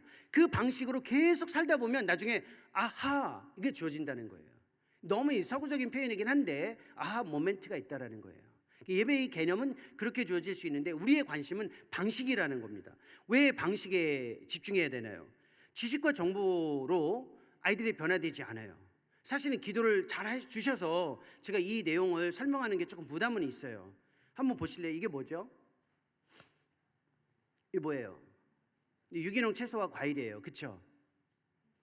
이게 몸에 좋다는 거 모르시는 분, 유기농 채소와 과일이 몸에 좋다 동의하지 않는 분, 뭐 GMO 안 쓰고 정말 유기농으로 이 농사를 지은 채소와 과일은 다 좋아요. 그렇죠? 몸에 좋죠? 비싸서 뭐 먹는 거지 몸에 좋다는 거 왜 몰라요? 그런데 우리는 왜 이거에 좀 더 기울어져 있습니까? 아니신가요? 여기 분들은 다 유기농만 드세요? 사실 우리는 햄버거, 피자 이런 거 다 더 좋아하잖아요. 코스코 갈 때 꼭 물건 다 사고 나올 때 마지막 저기를 들릴까 말까 고민하다가 그래 오늘 내가 자주 오는 것도 아닌데 언제 먹겠어? 한 판 피자 뭐 이렇게 하잖아요. 추러스도 먹고 핫도그도 먹잖아요. 그렇지 않나요? 왜?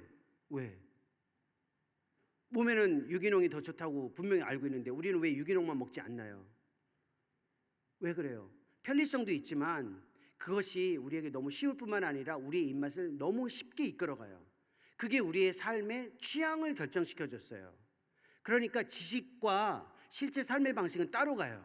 그러니까 예배에 대한 개념보다 더 중요한 건 예배의 방식 자체의 역사적 전통 안에서 흘러왔던 방식을 존중하는 겁니다. 그것과 관련해서 우리는 습관을 늘 이야기해야 되고 생각해야 되는데 이건 제가 이야기했기 때문에 넘어갈 수 있습니다.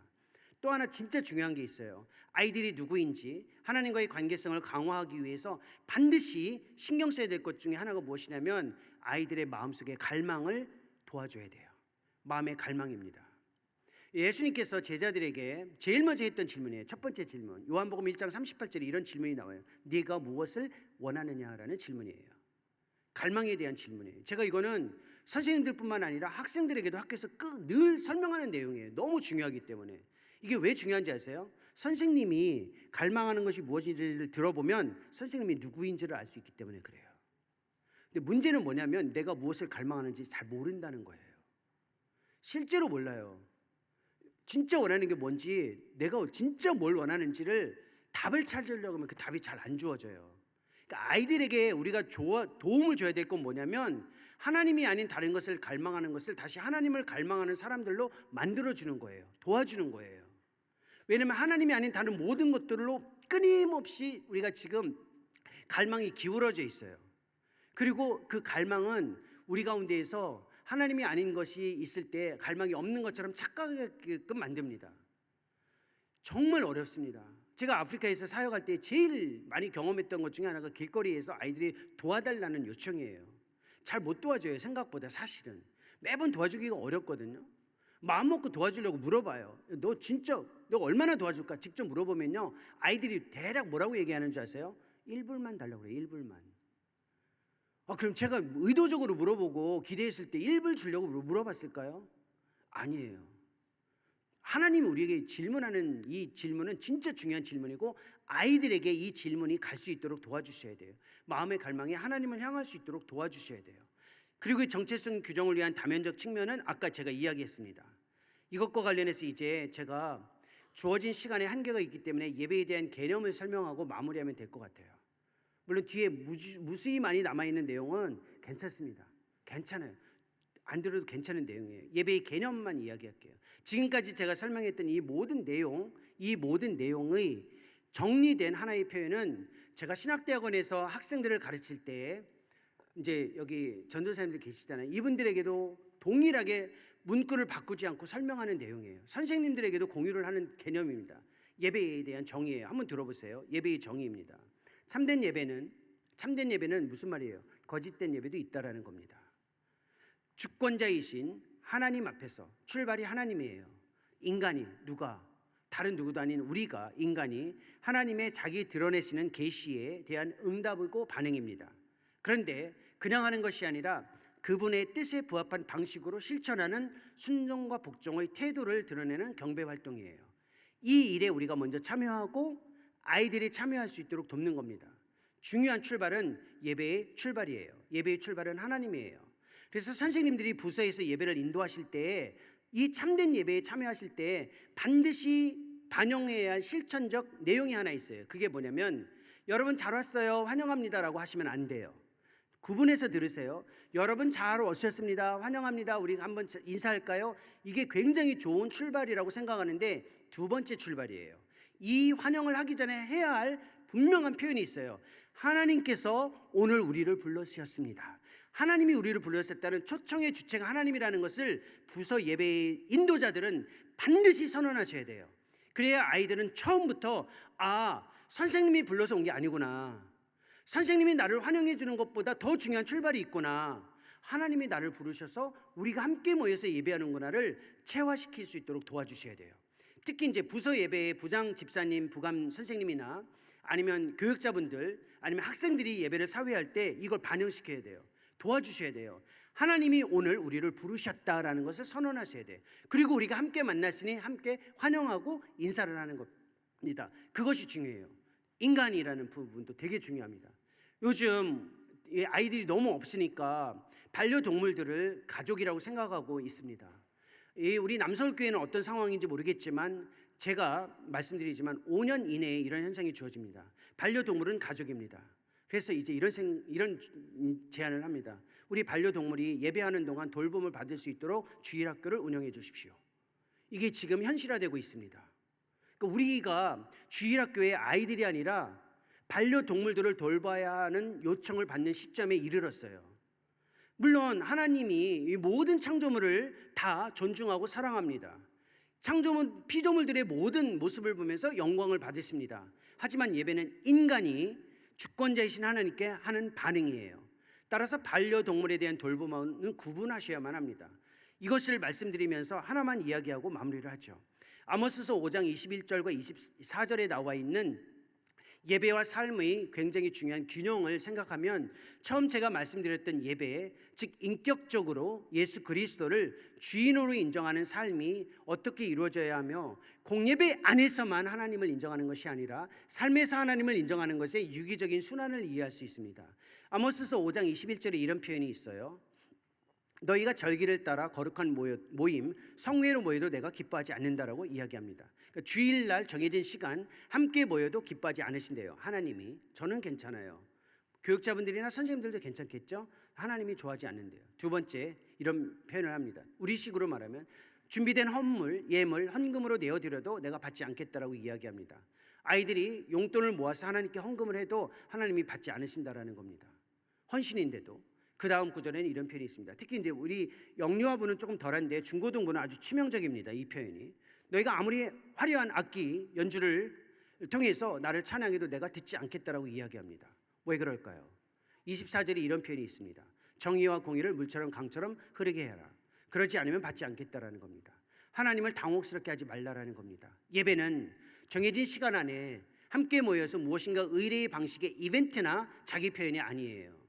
삶과 공동체의 모임 안에서 동일하신 하나님에 대한 일관된 삶의 반응을 이끌어낼 수 있도록 도와주는 겁니다.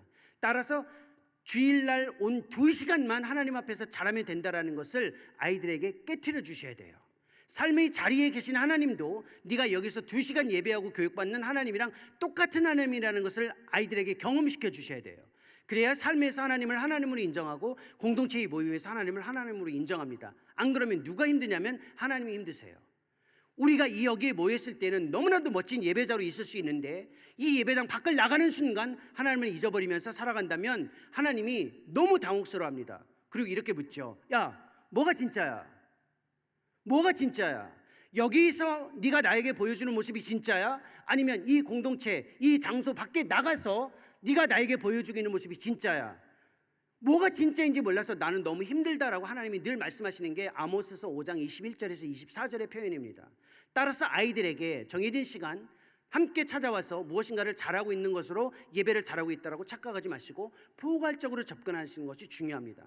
처음부터 말씀드렸지만 예배의 하우투에 대한 이야기가 생각보다 많이 들어가 있지는 않지만 예배가 그리스도의 인격적 관계 속에서 주인으로 인정하기 위한 전인적 사역이고 우리가 그것과 관련되어져 있는 굉장히 중요한 책임, 위치를 가지고 있습니다. 아이들에게서도 배울 수도 있고 아이들이 우리를 통해서도 배울 수도 있습니다. 감사합니다. 잘못했습니다. 아니, 제 인사가 아니고요.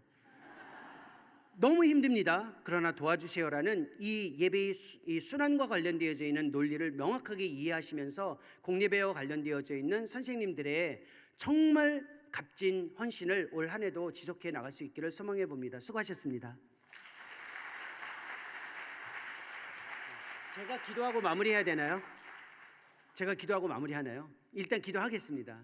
하나님, 주께서 사랑하시는 남서울교회 선생님들 한 분 한 분에게 찾아와 주셔서 그리스도 예수의 주되심을 인정하며 모임의 자리에서, 삶의 자리에서 헌신적인 예배자로 살아갈 수 있도록 은혜를 베풀어 주셔서 감사합니다. 우리의 삶의 헌신을 통해, 기쁨의 수고를 통해 우리가 매 주일 만나는 아이들이 정해진 시간에서 만나는 것뿐만 아니라 그들의 삶을 생각하며 하나님 안에서 누구인지, 어디에 속해 있는지, 어떻게 살아가야 하는지에 대해서 충실하고 의미 있게 가르침을 제공해 줄 수 있는 아름답고 가치 있는 헌신을 지속할 수 있도록 은혜를 베풀어 주옵소서. 예수님의 이름으로 기도합니다.